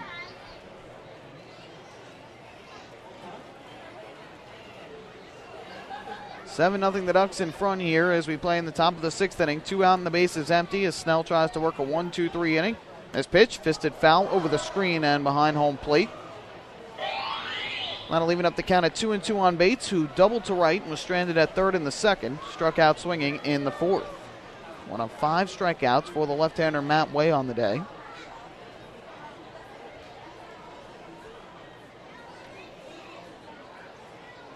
This is the second time Way has pitched this year without allowing a run, as Snell misses low and outside to run the count full. The only other time Way put up a 0 in his start was April 25th at Lancaster, the Ducks' first win of the year, when he threw 7 shutout innings. And a 6-0 win, and in that outing, he also allowed just 4 hits and struck out 5.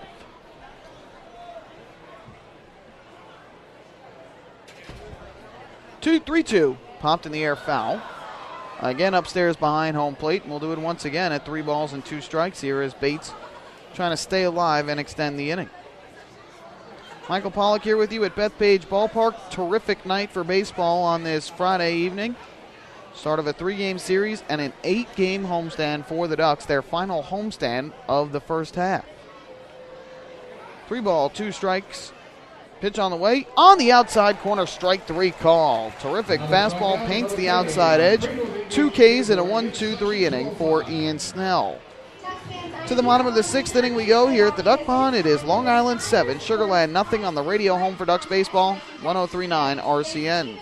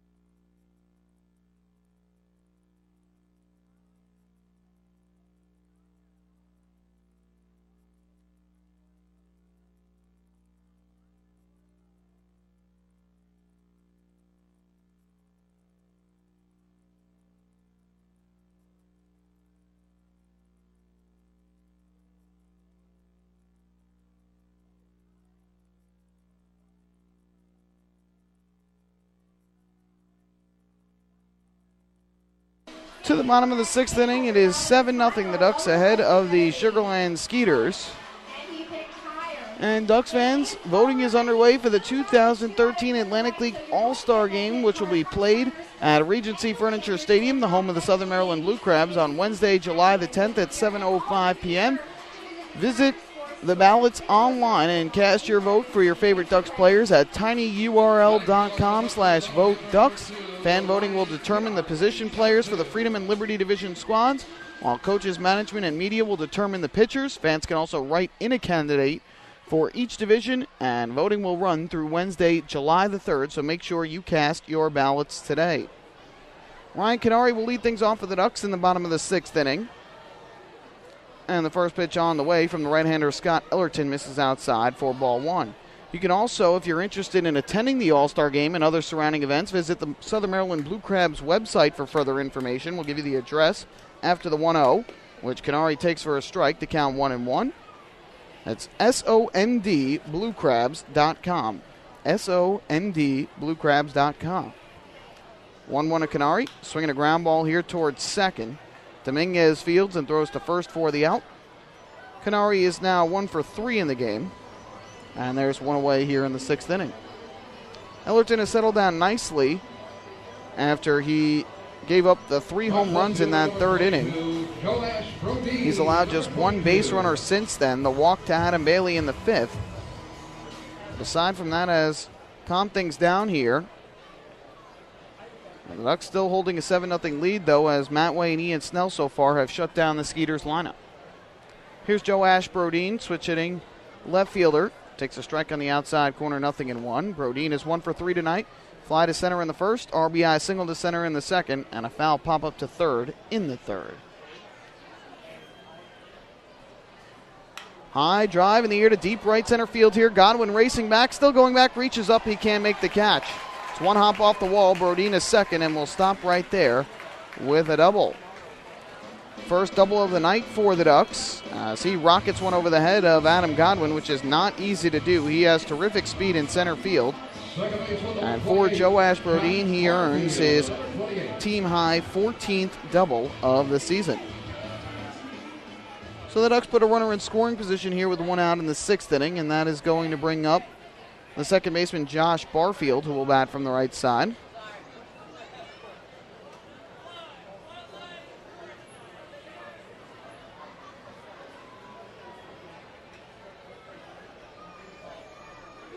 First pitch here to Barfield, swung on and fouled off. First base side of the plate, out of play. They count 0-1. Barfield with a solo home run to left back in the first inning. A towering drive that just cleared the wall behind Michael Rocket in left field. Second home run of the year for him. Then he's flied to right and grounded to second in his 2 at-bats since. Here comes an 0-1 pitch. And Barfield will take a strike over the inside corner. And the count now 0-2. Tomorrow night, 7:05 p.m. start time for these two teams. Ducks will send out left-hander James Hauser, who has been terrific this season, especially as a starter since taking over the starting role for the Ducks. Here, Barfield lines one right at short, caught by Ramos, and they've got Brodin caught at second. Second time the Ducks have lined into a double play here tonight, and it would hurt a lot more if the Ducks weren't up 7-0. So for the Ducks, no runs, 1 hit, nobody left on base. 7-0 Ducks through 6 here at Bethpage Ballpark on the radio home for Ducks Baseball, 103.9 RCN.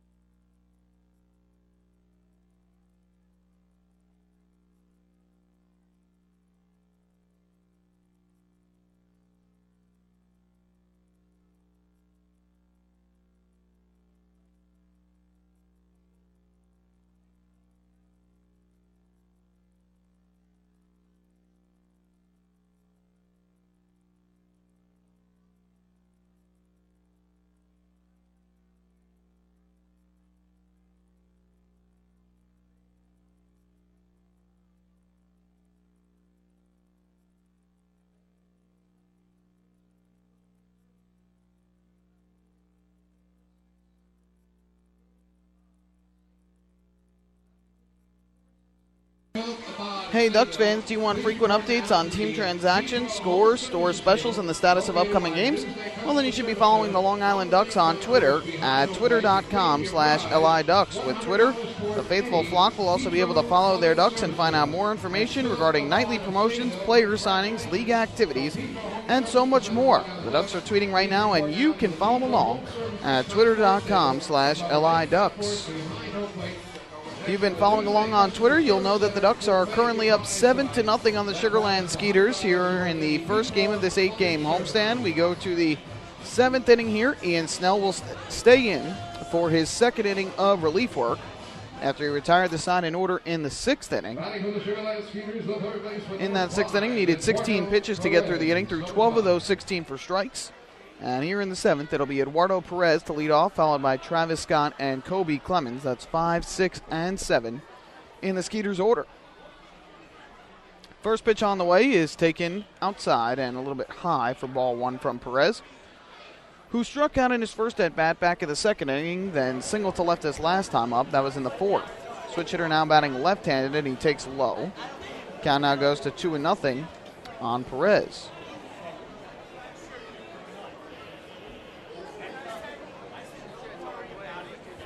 Here comes the 2-0. That's line in the air well to left center field. Long run for Canary and Brodin. They turn and look, and you can forget it. An opposite field solo home run out to left center for Eduardo Perez. His first as a Skeeter and his 4th of the year. And Sugarland is on the scoreboard here in the 7th as they now trail 7-1. So Perez will come to home plate. A high towering drive that just got over the wall in left center field. His second hit of the night, his 17th one batted in of the season. First RBI is a Skeeter.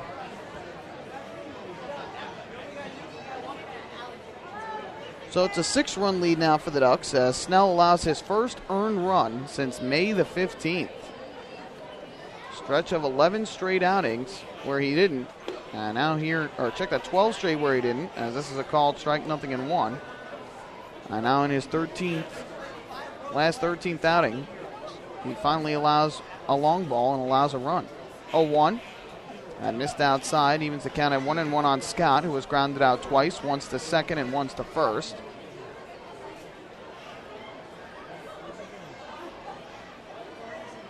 Third baseman Nelson plays way off the line with a lefty hitter, and a 1-1 from Snell. That's lifted foul, third base side out of play. And the count goes to 1-2. Snell typically is a one-inning reliever from what we've seen so far, but a couple times he has gone more than that. And Kevin Myers hoping to get 2 innings out of him before turning it over to the rest of his bullpen.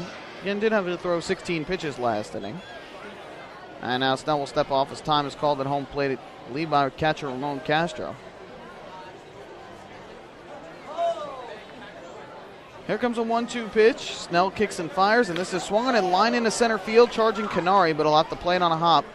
It's a base hit for Travis Scott. 6th hit of the ball game for Sugar Land. They're threatening to start to make a comeback here in the 7th inning. A solo home run and now a single.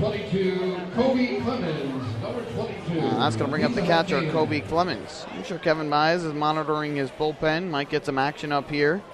And Snell appears to be struggling a little bit in the 7th. Ducks still sitting comfortably for now with a 6-run lead. Sugar Land has a tendency to pounce when you open the door or crack for a little bit. Here, Clemens hits one high in the air to deep right center. Going back is Canary. Warning track, and in front of the P.C. Richards sign in right center, he makes the catch. Throws back towards first, but easily able to get back was Travis Scott. Nice running grab there by Canary. And Clemens retired on 1 pitch for the first out of the 7th inning. Number 11, Michael Rocket, number 11. 3 hard hit balls here in the inning off of Snell, but he's finally able to record an out. Clemens is now 1 for 3. He had doubled to left his last time up. So that'll bring up the number 8 hitter in Sugar Land's lineup. That's Michael Rocket, the left fielder who was 0 for 2 tonight with a ground out and a fly out. Rocket hits from the right side. First pitch taken up and inside from Snell, and the count 1-0. Get you some out-of-town score updates from around the Atlantic League. As this pitch misses outside for ball 2. Southern Maryland and Camden are now tied at 2 apiece in the bottom half of inning number 5. Again, it's Ian Marshall for the Blue Crabs and Armando Gabino for the River Sharks. D'Angelo Jimenez has driven in both of the Camden runs. There's a 2-0 here, cut on and missed on a high fastball. Vladimir Sutil and Jose Julio Ruiz have the 2 RBIs for Southern Maryland. Patriots and Revolution are tied at 3. They're in the top of the 8th inning in York, Pennsylvania.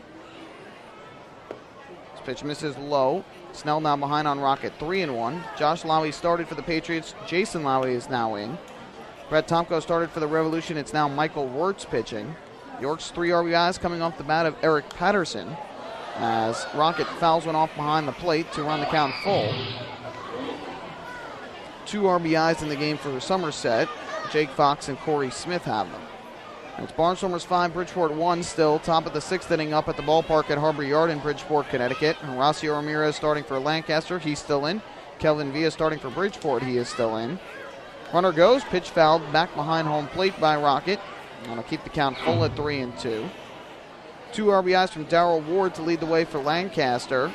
Luis Lopez has the only RBI for Bridgeport. Yankees and Blue Jays tied at 2 at Yankee Stadium. They are in the bottom of the 4th inning. No home runs in that game. Still David Phelps on the mound for the Yankees. Roberto Hernandez for the Rays. 3-2. Runner goes again, and this is low for ball 4. First walk allowed by a Ducks pitcher here tonight. Significant improvement from last night when the Ducks pitching staff walked 8 River Sharks batters. So the third of 4 batters to come to the plate in this 7th inning that has reached base, and that's going to bring Steve Foucault, the pitching coach, out of the dugout to talk things over with the right-hander Ian Snell.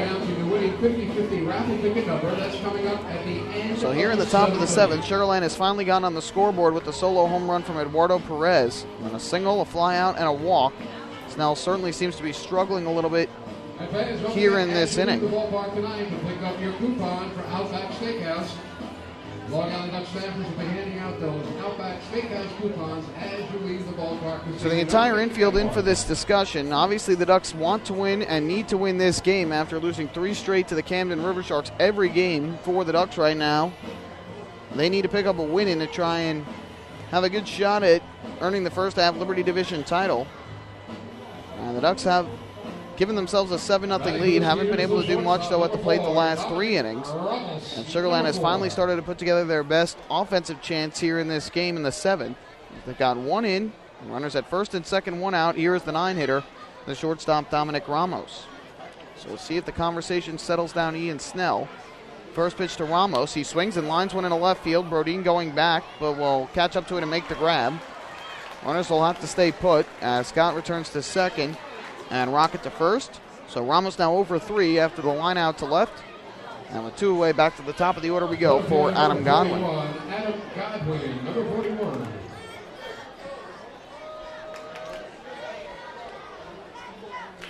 So Snell trying to get 1 more out here and get the Ducks through the 7th inning. And keep this a 6-run lead for Long Island. Right-hander looks in for the sign from Castro. Now he's ready to go. And the first pitch on the way, swung and fouled off. First base side of home plate, and the count is 0-1. We had talked about earlier in this game when the Ducks had Matt Way on the mound that the entire infield, with the exception of Way, all former big leaguers. Well, Ian Snell now adds to that former big league barrage of Ducks on the infield. He spent 7 years at the major league level with the Pirates and the Mariners. So you got the 4 infielders, the catcher, and the pitcher, all 6 of them former big leaguers out there for the Ducks right now. 0-1, and Godwin swings and misses way late on a fastball, and Snell quickly ahead of Godwin, 0-2. The Skeeters center fielder tonight 0 for 3 at the plate, a pair of groundouts and a line out to second, a little humpback liner that ended the 5th. Trying to keep this 7th inning alive for Sugar Land, and the 0-2 on the way from the right-hander Snell. Looks to second, deals to the plate. Godwin swings and fouls it off into the glove of Ramon Castro for strike 3. Third strikeout for Ian Snell, and he's able to get out of trouble in the 7th.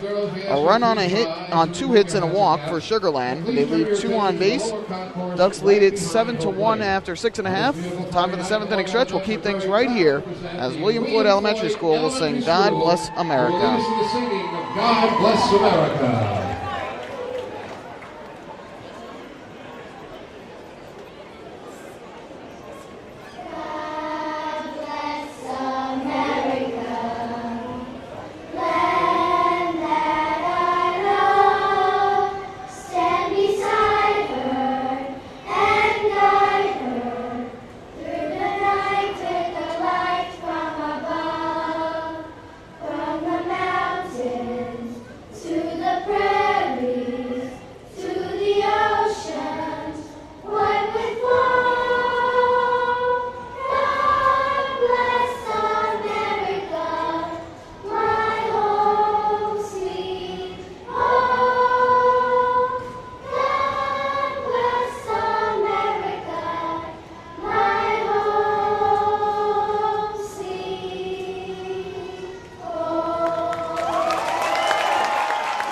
Floyd Elementary School. They sang a beautiful national anthem and now a beautiful version of God Bless America.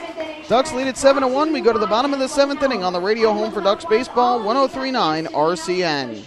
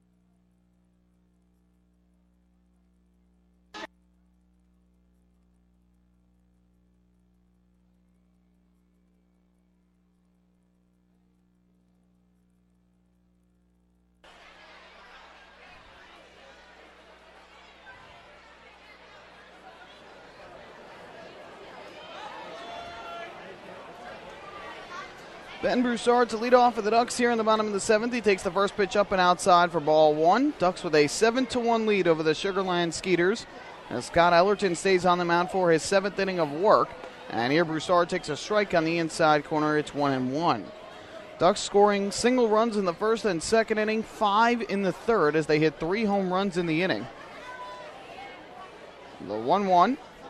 Fisted into center field, and that's going to drop in for a base hit in front of Adam Godwin. Third hit of the night for Ben Broussard. And the Ducks' 12th hit of the game. And they've got a runner at first with nobody out, and that's going to bring up the shortstop, Bill Hall. So Broussard, again, this is his 11th multi-hit game of the year, and he has now picked up 4 3-hit games on the season.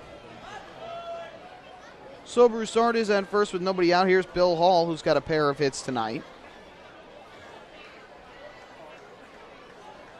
First pitch up coming here from Ellerton. He deals, and Hall will swing and foul it back to the screen behind home plate. Count 0-1. Hall singled to center in the first, hit a 2-run home run, a mammoth drive in the third to left field, and then grounded out to third in the 4th inning. For Bill Hall, it's his second multi-hit game of the season in a short time so far with the Ducks.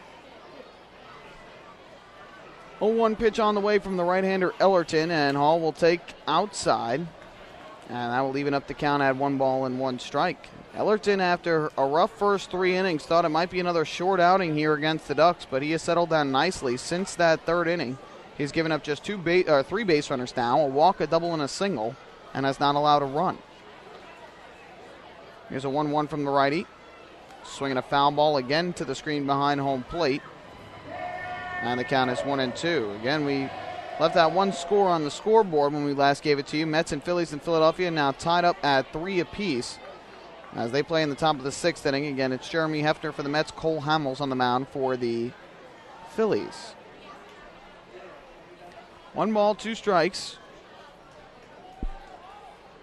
Right-hander Ellerton ready. Deals to the plate, and this one is swung on and tapped foul at the plate. And the count will remain at 1-2.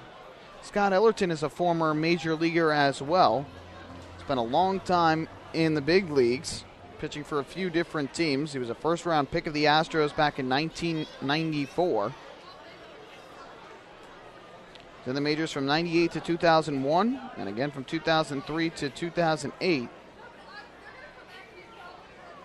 1-2 from Ellerton. Height in the air, well to left field. Long run over for the left fielder. Rocket, and he makes a terrific running grab. Hard line drive in the left field for Bill Hall, and Michael Rocket makes his second nice play of the game with a running grab in left. So Hall's retired, and that's the first out here in the 7th.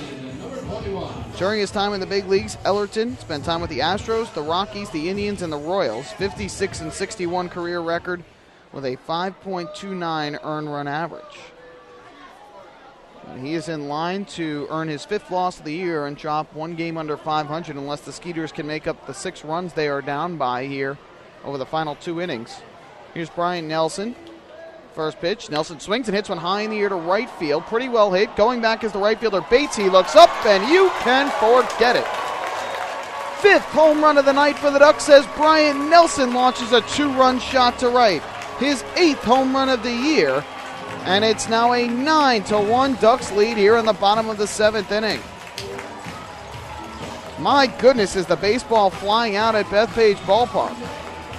So Nelson steps on home plate. He picks up his first hit of the night. Every Duck batter now has at least 1 hit. 2 RBIs increases total to 27. And after allowing a run in the top of the inning, the Ducks get that one back and add another.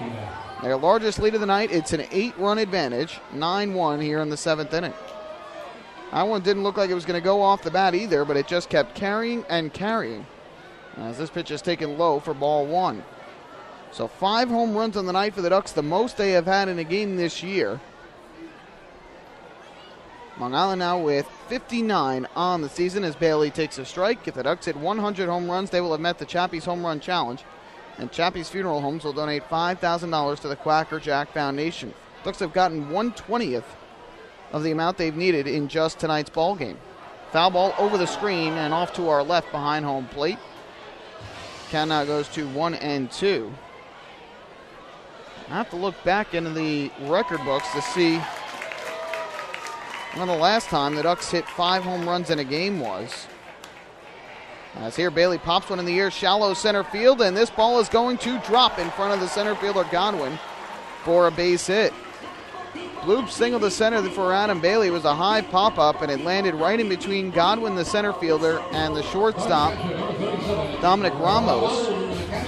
Second hit of the night for Bailey, who's been on base all 4 times. He's got 2 singles and 2 walks.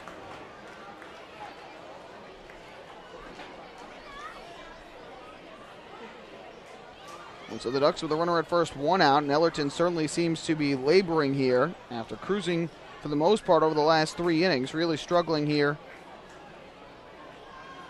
in this bottom of the 7th. Outside corner, a called strike to Ramon Castro, 0-1. Most home runs the Ducks have hit in a single game, 6. That happened on July the 31st, 2011 against the Road Warriors here at Bethpage Ballpark. 0-1, swing and a miss, way out in front of that off-speed pitch. And the count now 0-2.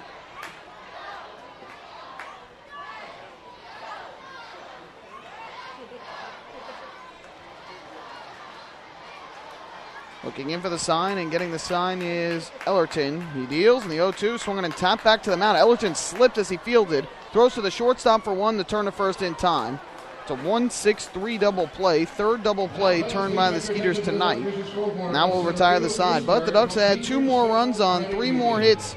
A 2-run home run by Brian Nelson. They leave the bases empty. We have played 7 innings tonight. It's now 9-1 Ducks on the radio home for Long Island Ducks Baseball, 103.9 RCN.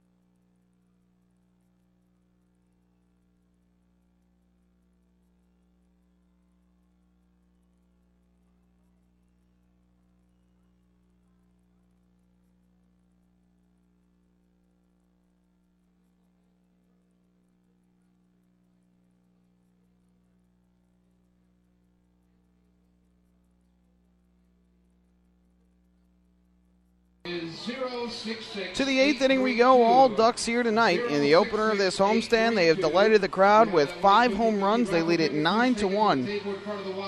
And as we go to the 8th inning, new pitcher is in for the Ducks. It's the left-hander Eric Neeson, second reliever of the night for Long Island, and he replaces Ian Snell. As the Ducks 6 outs away from a victory here to kick off this 8-game homestand. Fan summer's officially begun, so it's time to chill out with a cold cup of Hampton Coffee Company gourmet iced coffee, available right now at our concession stands. Hampton Coffee is the preferred coffee of the Long Island Ducks. Visit HamptonCoffeeCompany.com or visit their cafes out in the Hamptons.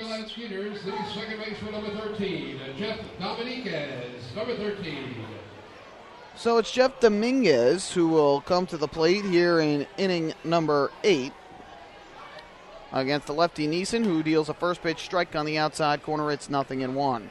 Well, Ian Snell tonight, 2 innings, gave up 2 hits and 1 run. It was earned, his first earned run in his last 13 appearances, as this misses low, 1 ball and 1 strike. Walked 1 batter, struck out 3, gave up the 1 home run to Eduardo Perez. 35 pitches, 24 of them 4 strikes for the righty Snell.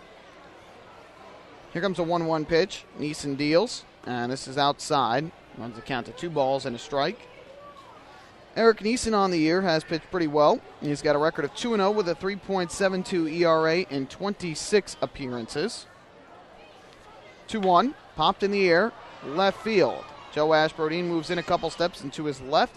Now we'll have to retreat a couple steps and make the catch. So Dominguez is retired. He is now 1 for 4. That's the first out here in the 8th inning. Designated hitter, number 20, Steve Moss, number 20. That'll bring up Steve Moss. Neeson's last outing on Wednesday in game 1 of a doubleheader against the River Sharks. Through an inning and 2/3, no hits, no runs, no walks, and 1 strikeout. First pitch to Moss, right on the outside corner. Good fastball from Neeson, and the count 0-1. That's the advantage of the 4 guys that they have at the back of the bullpen for the Ducks. Snell, Neeson, Jared Lansford, and Leo Rosales. The 0-1 here is low, 1-1. They all throw hard, all have good fastballs. Neeson has that terrific slider. Jared Lansford has a hard curveball that can get some hitters to chase down low. And Leo Rosales, too, has a good breaking ball. This one bounced back to the mound, goes off of the glove of Neeson. He recovers, flips underhand to first. A little bit high, but Broussard reaches up and makes the catch for the out. Good play by Neeson. And that's the second out of the inning. Neeson has had some troubles a little bit on the mound, making some throws. And here, on a hard comebacker, he knocked it down, recovered nicely, and then flipped it underhand to first. It was almost too high for Broussard, but he was able to reach up, haul it in, and keep his foot on the bag, using his entire 6'2" frame. So 2 out and the base is empty. It's now 4 straight retired by Ducks pitching, and that's going to bring up Aaron Bates. Moss is now 0 for 4 tonight, and here is Bates, who is 1 for 3. Skeeters have just 6 hits in the game. A homer, 2 doubles, and 3 singles. First pitch to Bates. Fastball missed low and away, 1-0. Bates had a double to right in his first at bat in the second. Struck out swinging in the 4th, looking in the 6th. 1-0 pitch. Lifted in the air to right field for Adam Bailey. Goes back a couple steps and will make the catch. And a 1-2-3 inning for Eric Neeson out of the bullpen as he retires the Skeeters in order. We take this game to the bottom of the 8th inning. All Ducks tonight. They lead it 9-1 over Sugar Land here at Bethpage Ballpark on the radio home for Ducks baseball, 103.9 RCN.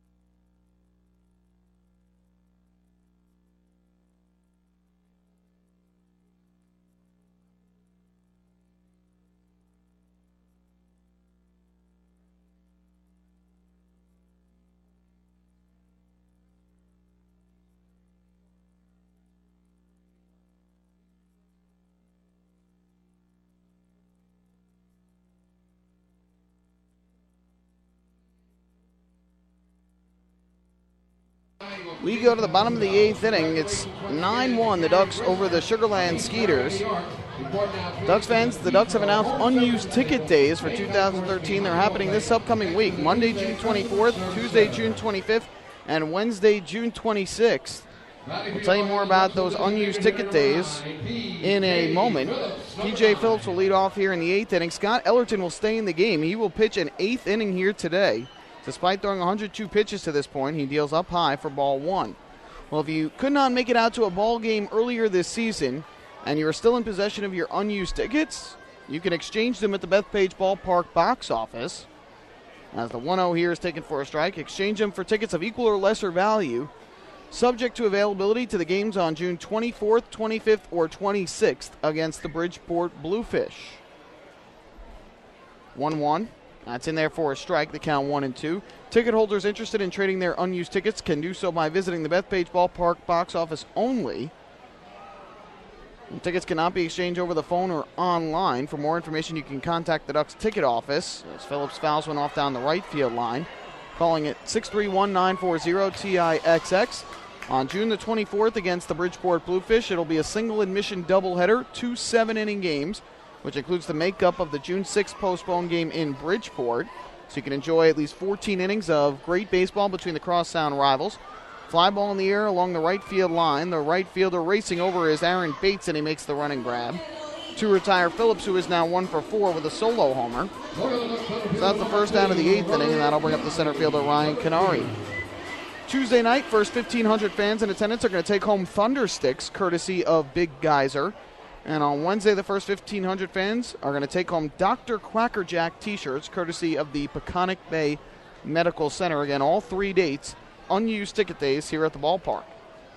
Outside here to Ryan Canary for ball 1. Canary 1 for 3 on the night with a single to the left side in the second inning. Since then, he's popped to short and grounded to second. 1-0. That's outside. 2 balls and no strikes now on Canary. Homestand will wrap up next Thursday night, as it's Quacker night at the ballpark. First 1,500 fans will receive Quackers courtesy of Newsday. 2-0 over the inside corner for strike 1 to Canary. Scott Ellerton tonight has allowed 14 hits and 9 runs, but still pitching here in the 8th inning. If he's done anything, it's saving the Skeeters bullpen tonight.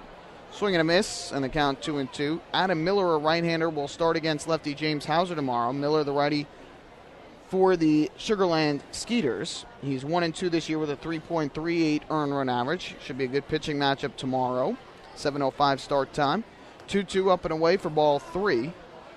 And of course, following tomorrow night's game, all fans in attendance will be treated to a Grucci Fireworks Extravaganza presented by NYCB. 3-2 on the way to Canary. He takes up high for ball 4. The third walk of the evening allowed by Scott Ellerton. It's another Municipal Credit Union walk with a purpose. Every time the Ducks batter walks, the Quackerjack Foundation wins. So the Ducks will take a 5th trip through the order, or at least begin a 5th trip through the order. With 1 on and 1 out, back to the top of the lineup for Joash Brodeen. Another multi-hit night for Joash Brodeen as he extends his team-leading total in that category. He's now got 19 two-hit games on the year. 24 multi-hit contests, as this one taken for a called strike, and the count is 0-1. Brodeen tonight 2 for 4. RBI single in the second and a double in the sixth, both of them in center field. 0-1. That's outside for a ball. Good thing about Brodeen, you can tell he's not pulling the ball, hitting from the left side. His 2 hits up the middle. He's also flied to center, and his foul pop-up was to third base. So every ball he's hit has been either up the middle or to the opposite field. 1-1. High pop-up in the air to shallow right. First time he's pulled the ball tonight, and it's the right fielder Aaron Bates who will make the catch. Keeps Canary at first. 2 away here in the 8th inning. And that'll bring up the second baseman, Josh Barfield. Second baseman, number 28, Josh Barfield, at number 28.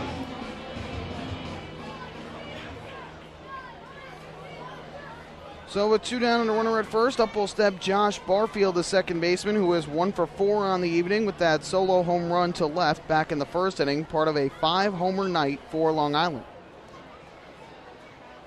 First pitch here misses low and outside for ball 1. Entering tonight, Scott Ellerton on the season had allowed just 3 home runs through 11 starts. And has now allowed 8 with the 5 that Long Island's hit tonight. So 1-0 pitch. Barfield checks his swing and takes low and outside. And the Ducks second baseman quickly ahead here, 2 balls and no strikes. See who pitches the 9th inning for the Ducks. Neeson might stay in for a second inning, or Kevin Baez might go to another one of his relievers with an 8-run lead. 2-0. Barfield swings, lines one down the left field line. That's going to drop in for a base hit and head into the corner. Canary, though, will have to stop at second, and Barfield, who took a big turn at first, will have to retreat back to first. So a single for Barfield, his second hit of the ball game. 5 different Ducks with multi-hit games here tonight. 15 hits in the ball game for Long Island.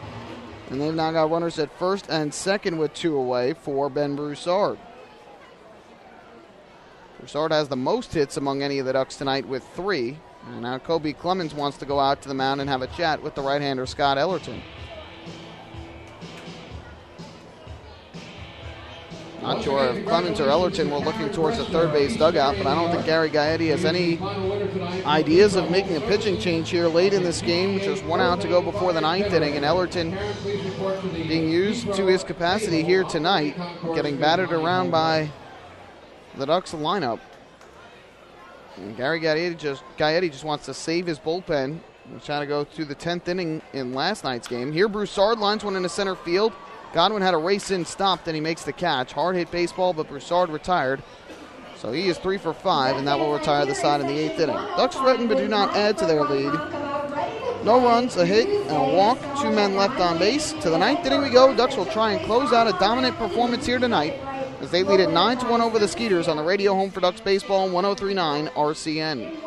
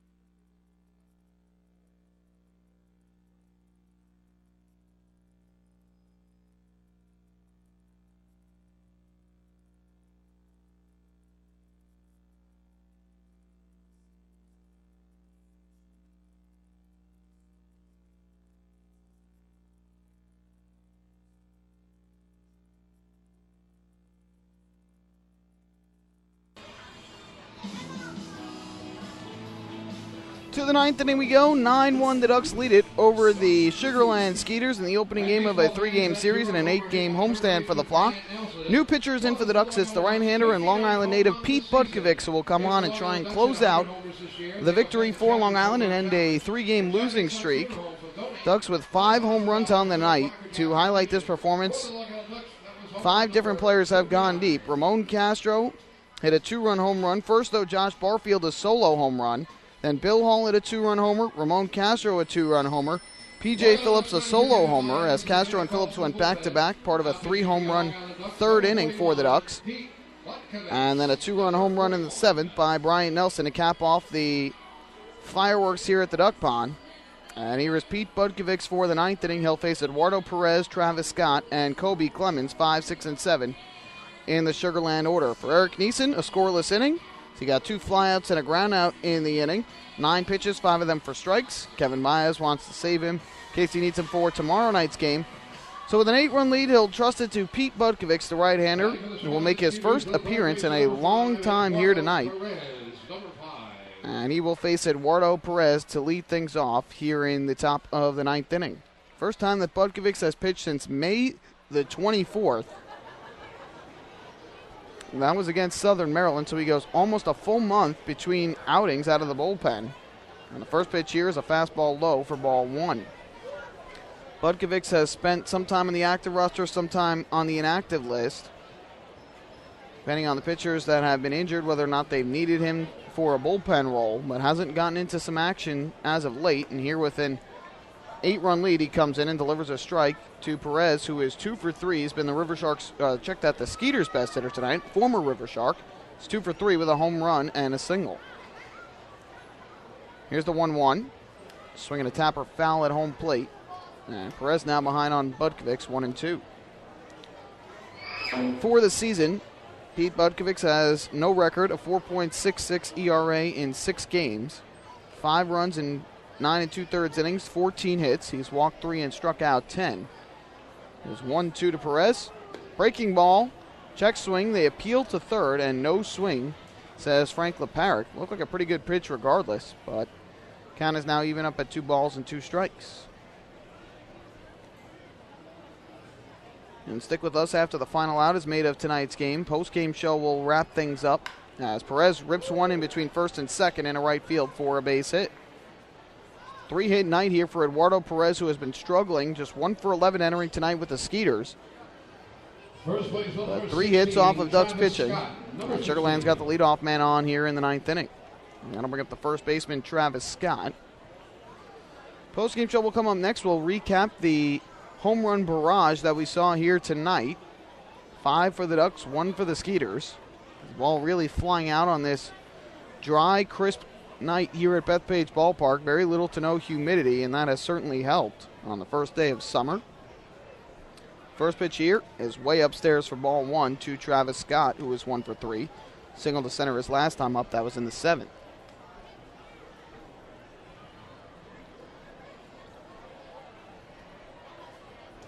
Budkovics gets the sign from Castro.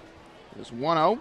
Swinging a foul tip into the glove of Castro, and the count goes to 1-1. After we recap the game, we'll hand out the Nico Lock Player of the Game award. So many guys to choose from here tonight. And then we will recap the out-of-town scoreboard before we head out the door here on this Friday night. 1-1 pitch to Scott. He takes outside from Budkovics. Count goes to 2-1. Budkovics played his college baseball here at LIU CW Post. Deer Park native, now resides in Freeport. And the 2-1. Foul tipped behind home plate. And that'll even up the count at 2 balls and 2 strikes.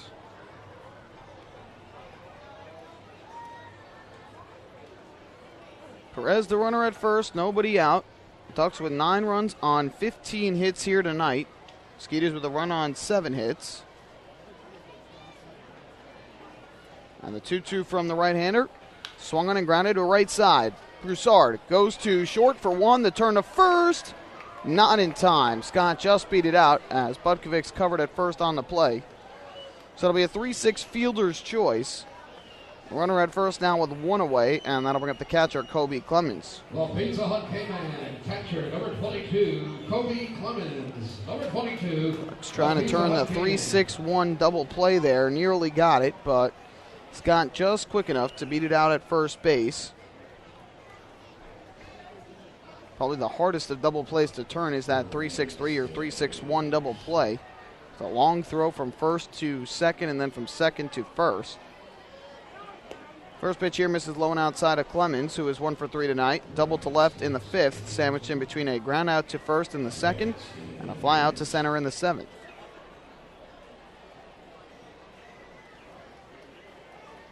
Right-hander gets the sign. Here's the 1-0 offering. Misses low.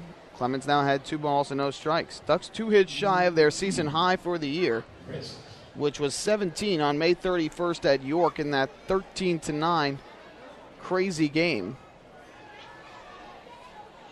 Here's a 2-0. Ground ball hard, foul though, up the third base line.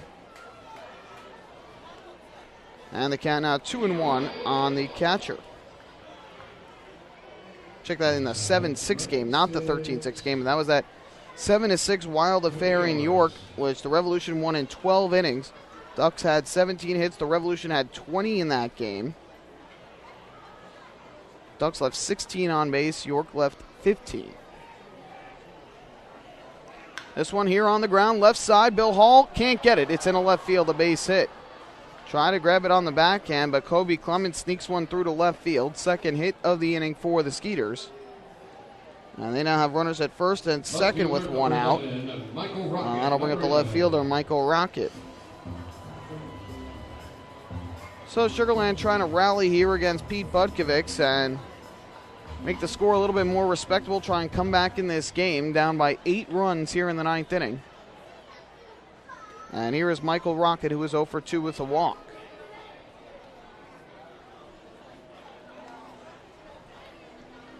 Budkovics looks back to second, first pitch on the way, and Rocket takes a fastball just outside for ball 1. Most runs the Ducks have scored in the game was 10. They have done that twice, the most recent time, May 20th, in Camden against the River Sharks. And right now they're 1 run shy of that. The 1-0 on the outside corner, good fastball for a strike, and that evens up the count at 1-1.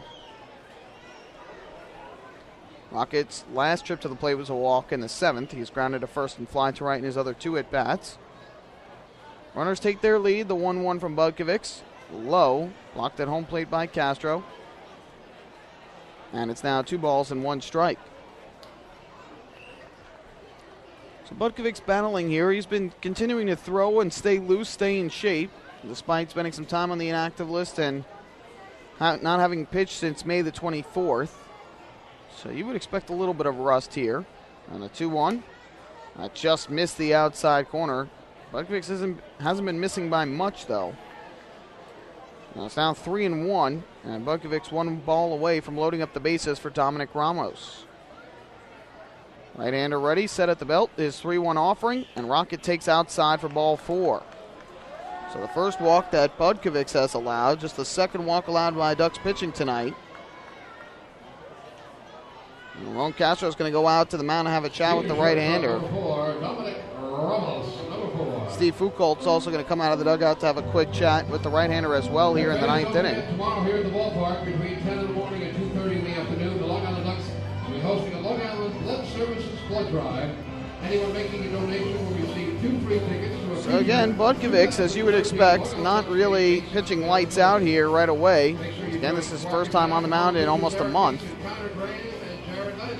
The Ducks trying to get through here and end this game with a victory. But it'll be up to Dominic Ramos to keep this going as he's now got the bases loaded with one away. By the way, Ducks fans, tomorrow from 10 a.m. to 2:30 here at the Duck Pond, there will be a blood drive going on. Long Island Blood Services, a division of New York Blood Center, will be here to help assist in the blood drive. Fans asked to donate blood and help save a life here before the Ducks take on the Sugarland Skeeters at 7:05 p.m. Gates will open at 6:05 for that. The first pitch here is a called strike. Good fastball to Ramos. Again, the blood drive will be from 10 to 2:30 p.m. And anyone who donates will receive a voucher good for 2 tickets to any 2013 home game here at Bethpage Ballpark. This one fouled over the screen and off to our right behind home plate. And Ramos quickly behind here, 0-2. Donors must be between the ages of 16 and 75, a minimum of 110 pounds, and in good health as well. Here comes an 0-2 pitch, and Ramos will pop this one up in a shallow right field. Going out is the second baseman, Barfield. In is Bailey, and it's the right fielder, Bailey. He can't make the catch. It drops in right field. A run will score. The other runners will move up. And it's now a 9-2 game. So a little bloop hit in a right field. A high towering pop-up. Bailey could not get the glove on it. None of the fielders could in right. So a run is in. It's now a 7-run game. Give Ramos credit for the hit and the RBI, his 35th of the year. And the inning will continue here with the bases still loaded for Sugarland. Clemens is now at third and Rocket now at second with Ramos at first. And here's Adam Godwin. First pitch on the way, and Godwin takes up and outside for a ball. The count 1-0. Again, the Ducks are still up by 7 runs. You don't want to have to go to some of your more normal arms to close games out at this point, up by 7 runs. But Budkovic has been struggling here. And this one a called strike. That one, not much you can do. He got him to hit it in the air, just fell into the one spot where nobody could get to it. Count is 1-1 on Godwin, who was 0 for 4 tonight. 2 groundouts to short, a line out to second, and a strikeout. And a 1-1 on the outside corner for strike 2. Budkovic trying for an important second out here. Skeeters now with 9 hits in the game.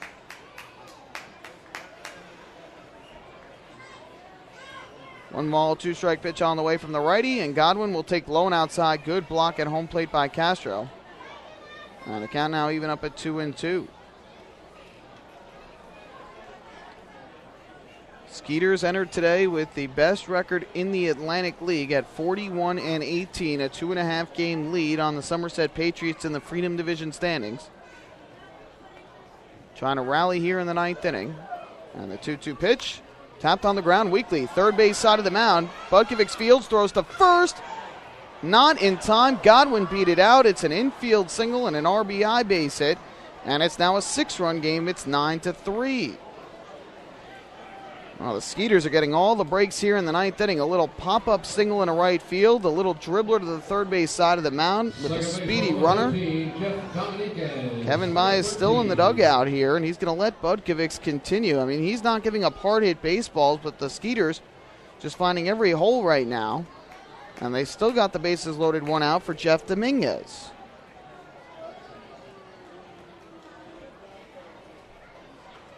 First pitch from Budkovic to Dominguez, swung on and missed. He cut through one down low.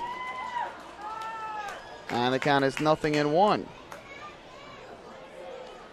Skeeters doing whatever they can to battle back here. Now have 10 hits in the game. Sugar Land really has come on as of late.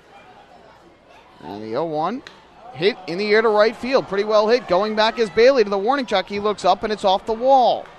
1 run is in a score. The throw comes in a second. 2 runs are in a score. It's a 2-run double to right field for Jeff Dominguez, and it's a 4-run game. It is now 9-5, and that will finally bring Kevin Baez out of the dugout.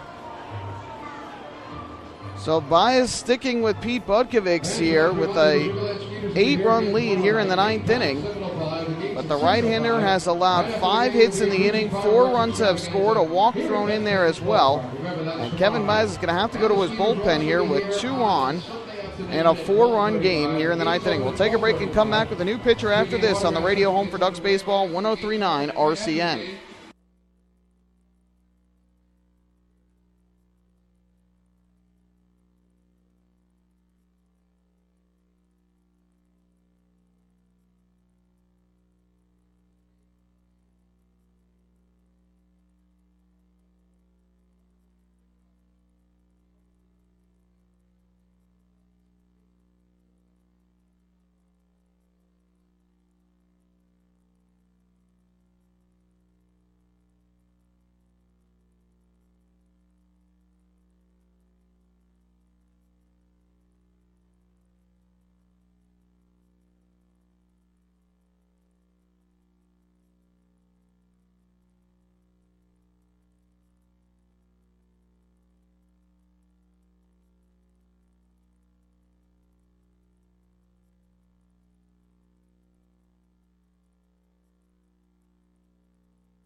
Yeah, give me one more 30, please.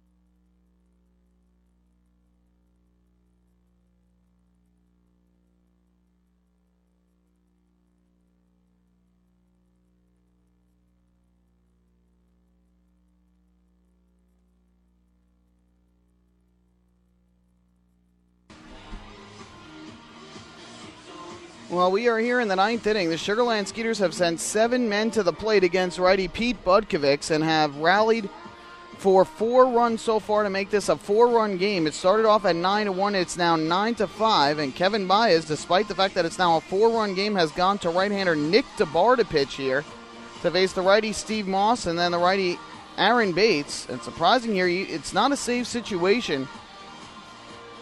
Actually, it is a save situation at this point. The tying run is on deck. You've got 2 on the base pass, and you have 1 at first base, 1 at third, 1 at first, a runner at a batter at the plate, and the tying run is on deck. So this is a save situation here. And yet Kevin Baez is not going to Leo Rosales at this point. By the way, it ended up being a 2-run single to right field. Only making it to first base was Jeff Dominguez, so it's runners at first and third. And here is DeBar to face Steve Moss. First pitch on the way. Now it's popped up in the air foul. First base side of the plate. And the count is 0-1. So runners at the corners here after Budkovic has allowed 4 runs in the inning. And Nick DeBar with a count of 0-1. DeBar has certainly had his struggles this year. And his 0-1 on the way here to Moss. Righty kicks and fires, and Moss will take low and outside. And that will even up the count at 1-1. Moss tonight is 0 for 4 with 2 strikeouts, a flyout, and a ground out. The Ducks 2 outs away here, but the Skeeters rallying in the 9th inning. And here's the 1-1. Swinging a foul ball over the screen and out of play behind home plate. And the count 1-2. Budkovic, too, struggling here to get outs with 2 men away. He gave up 3 hits in the inning, all with 2 strikes. on the batters. RBI singles from Ramos and Godwin and a 2-run single by Jeff Dominguez. Here's the 1-2 on the way to Steve Moss. Tabar kicks and fires, and this one is low and outside. Moss does not chase. Tabar's last outing came yesterday. He threw an inning, gave up 2 hits, 2 runs, 1 of them earned, 2 walks, and no strikeouts. And surprising, after throwing 31 pitches in 1 inning yesterday, Kevin Baez goes back to Nick Tabar here with the tying run waiting on deck. So Tabar wants to go through the signs again with Castro. A 2-2 on the way here. Tabar set, kicks and fires, and Moss will swing and tap it foul, third base side, and he stays alive. Ducks have had some heartbreaking losses this week. 2 games in which they had late leads against the Camden River Sharks, and the latter half of the bullpen blowing it in both games, and they lost both 6-5 in walk-off fashion. Ducks cannot afford to lose this one tonight with a 9-1 advantage. 2-2. Moss swings and misses for strike 3. Tabar got him to chase down low. First strikeout for Tabar, and the 9th for Ducks pitching tonight. A very big second out here. And now 1 out away, and that'll bring up Aaron Bates. For the Skeeters, right fielder number 32, Aaron Bates. Number 32.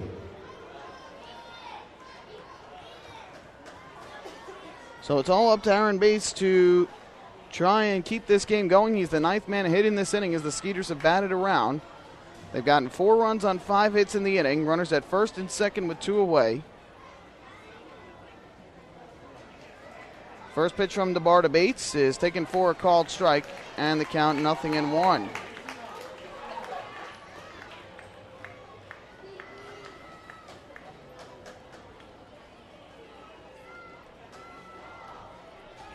Oh, 1 upcoming here to Bates, who hits from the right side. Tabar kicks and deals, and Bates will swing and tap one weakly up the third base line. Nelson will watch it roll, and that is going to stay fair as it hits the bag. It's an infield single at the third base line for Aaron Bates, an RBI base hit. As coming home to score is Adam Godwin, and it's now a 3-run game. It's 9-6, and that's going to bring Kevin Baez out of the dugout. It has been unbelievable, the breaks that the Skeeters have gotten in this inning. A shallow fly ball in a right field by Ramos that drops in for a base hit. A little dribbler to the third base side of the mound by Godwin. That ends up being an RBI infield single. And now a little dribbler up the third base line that just stays fair. So Bates picks up his second hit and a run batted in. He's now got 21. Going to second base was Dominguez, and now the tying run is going to come to the plate for Sugarland. But Kevin Baez is going to go to his bullpen and bring in a new pitcher. It looks like Jared Lansford will come back after this with a new pitcher on the radio home for Ducks Baseball 103.9 RCN.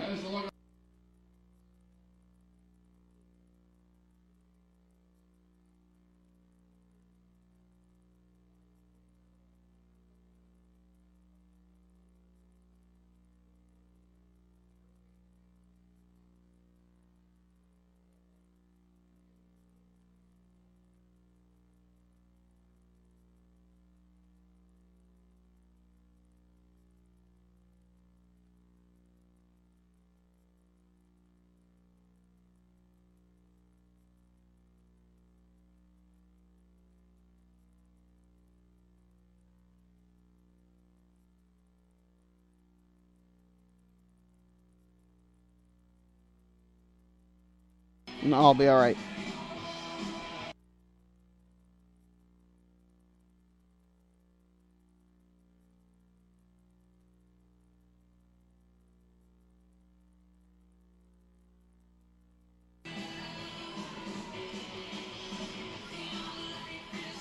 The Sugarland Skeeters have batted around here in the 9th inning. They have 5 runs on 6 hits in the inning, and they have made this a 3-run game. The inning started, it was 9-1 Ducks. Kevin Baez with an 8-run lead, bringing in Pete Budkovics to pitch for the first time in a month. And he allowed 4 hits, and as of now, 5 runs in the inning. And some of those on little dribblers, a shallow fly ball on the right. They're just getting so many breaks to go their way are the Skeeters. And then Nick DeBar comes in, gets a strikeout of Moss, and then Aaron Bates hits a little roller up the third base line that stays fair by a couple inches, hits off the third base bag, and now runners at first and second with 2 out, and the tying run's going to come to the plate in the form of Eduardo Perez, who is 3 for 4 tonight with a home run already. And the new pitcher is Jared Lansford, the 5th reliever to be used tonight after Matt Way went 5 scoreless innings, and a game in which the Ducks looked like they were going to win easily and be very proud of themselves with a strong performance against the best team in the Atlantic League. Now is going to be marred by the way this ninth inning has gone, and this game is certainly not over yet. They need one more out, and the Ducks haven't been able to get that final out yet.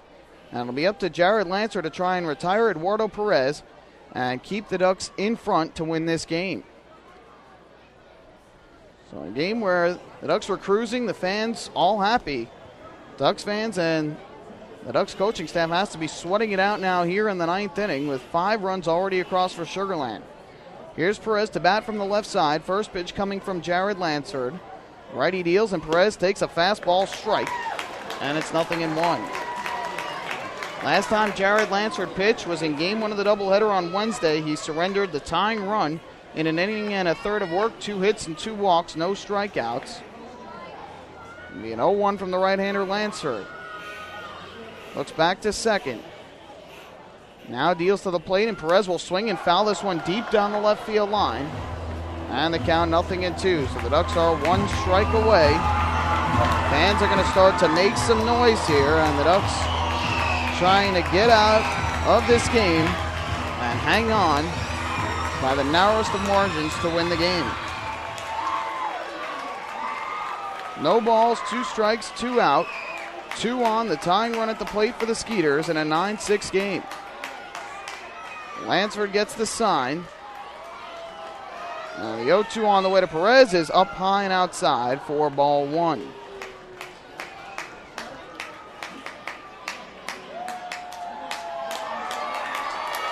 Crowd gets into it again. 1-2 the count. Jared Lansford ready. Kicks and deals to Perez, and he swings and misses for strike 3. This ball game is over, and despite a tremendous rally in the ninth inning, the Ducks hang on to win it 9-6 over the Skeeters to take the first game of this 3-game series and end the 3-game losing streak.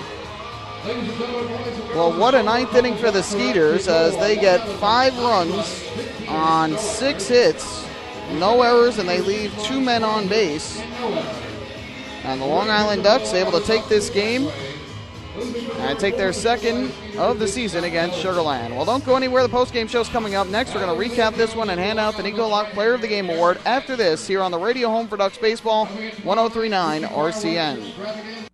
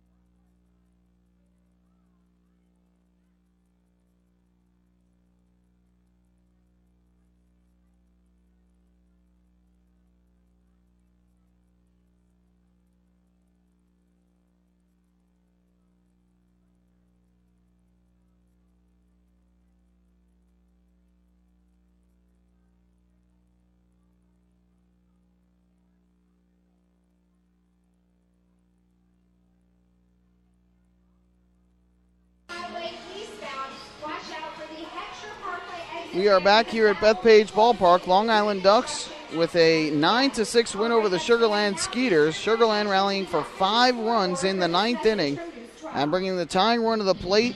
But Jared Lansford strikes out Eduardo Perez and secures the victory for the Ducks, who end the 3-game losing streak. They improve to 25-34 on the season, while the Sugar Land Skeeters lose their second straight and they fall to 41-19.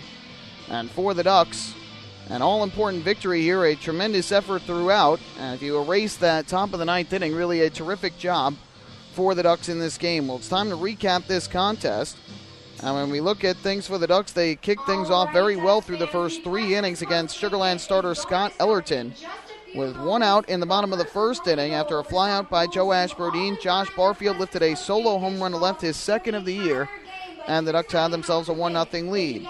In the second inning, they would add another run as Adam Bailey led off with a single to center. After a pair of deep flyouts, Ryan Canary singled to left to put runners at first and second for Joe Ashbrodeen, who delivered an RBI single up the middle, and that gave the Ducks a 2-0 lead. Long Island's big inning was the third, though, and they plated 5 runs in the inning. Broussard led off the inning with a single to right, and then Bill Hall crushed a mammoth 2-run home run to left field, his third of the year. And the Ducks with 2 runs there made it a 4-0 game. After Nelson flied out and Adam Bailey drew a walk, Ramon Castro lined a 2-run home run high over the left field wall for his 5th home run of the year, and that put the Ducks on top 6-0. And then P.J. Phillips would follow that with a solo home run, a line drive that just cleared the wall and left. Phillips' 4th home run of the year capped the 5-run inning and gave the Ducks a 7-0 lead. Both teams would exchange zeros until the 7th inning, and with Ian Snell on the mound in his second inning of relief, Eduardo Perez lifted a solo home run out to left field, an opposite field solo shot. It was his 4th of the year, first as a Skeeter, and that made it a 7-1 game. Ducks, though, responded in the bottom of the inning as Ben Broussard singled to center, and after a fly out to left by Bill Hall, Bryant Nelson crushed a 2-run home run to right, his 8th home run of the year, most among active Ducks, and that made it a 9-1 game. And the Ducks felt very comfortable going into the 9th inning. They were up by 8, so Kevin Bias brought in right-hander Pete Budkovics, who hadn't pitched in almost a month out of the bullpen, and he certainly looked rusty. Eduardo Perez led off with a single to right, and then Travis Scott hit a ground ball to first. Ducks were able to turn it into a 3-6 fielder's choice as Scott just beat the throw to first.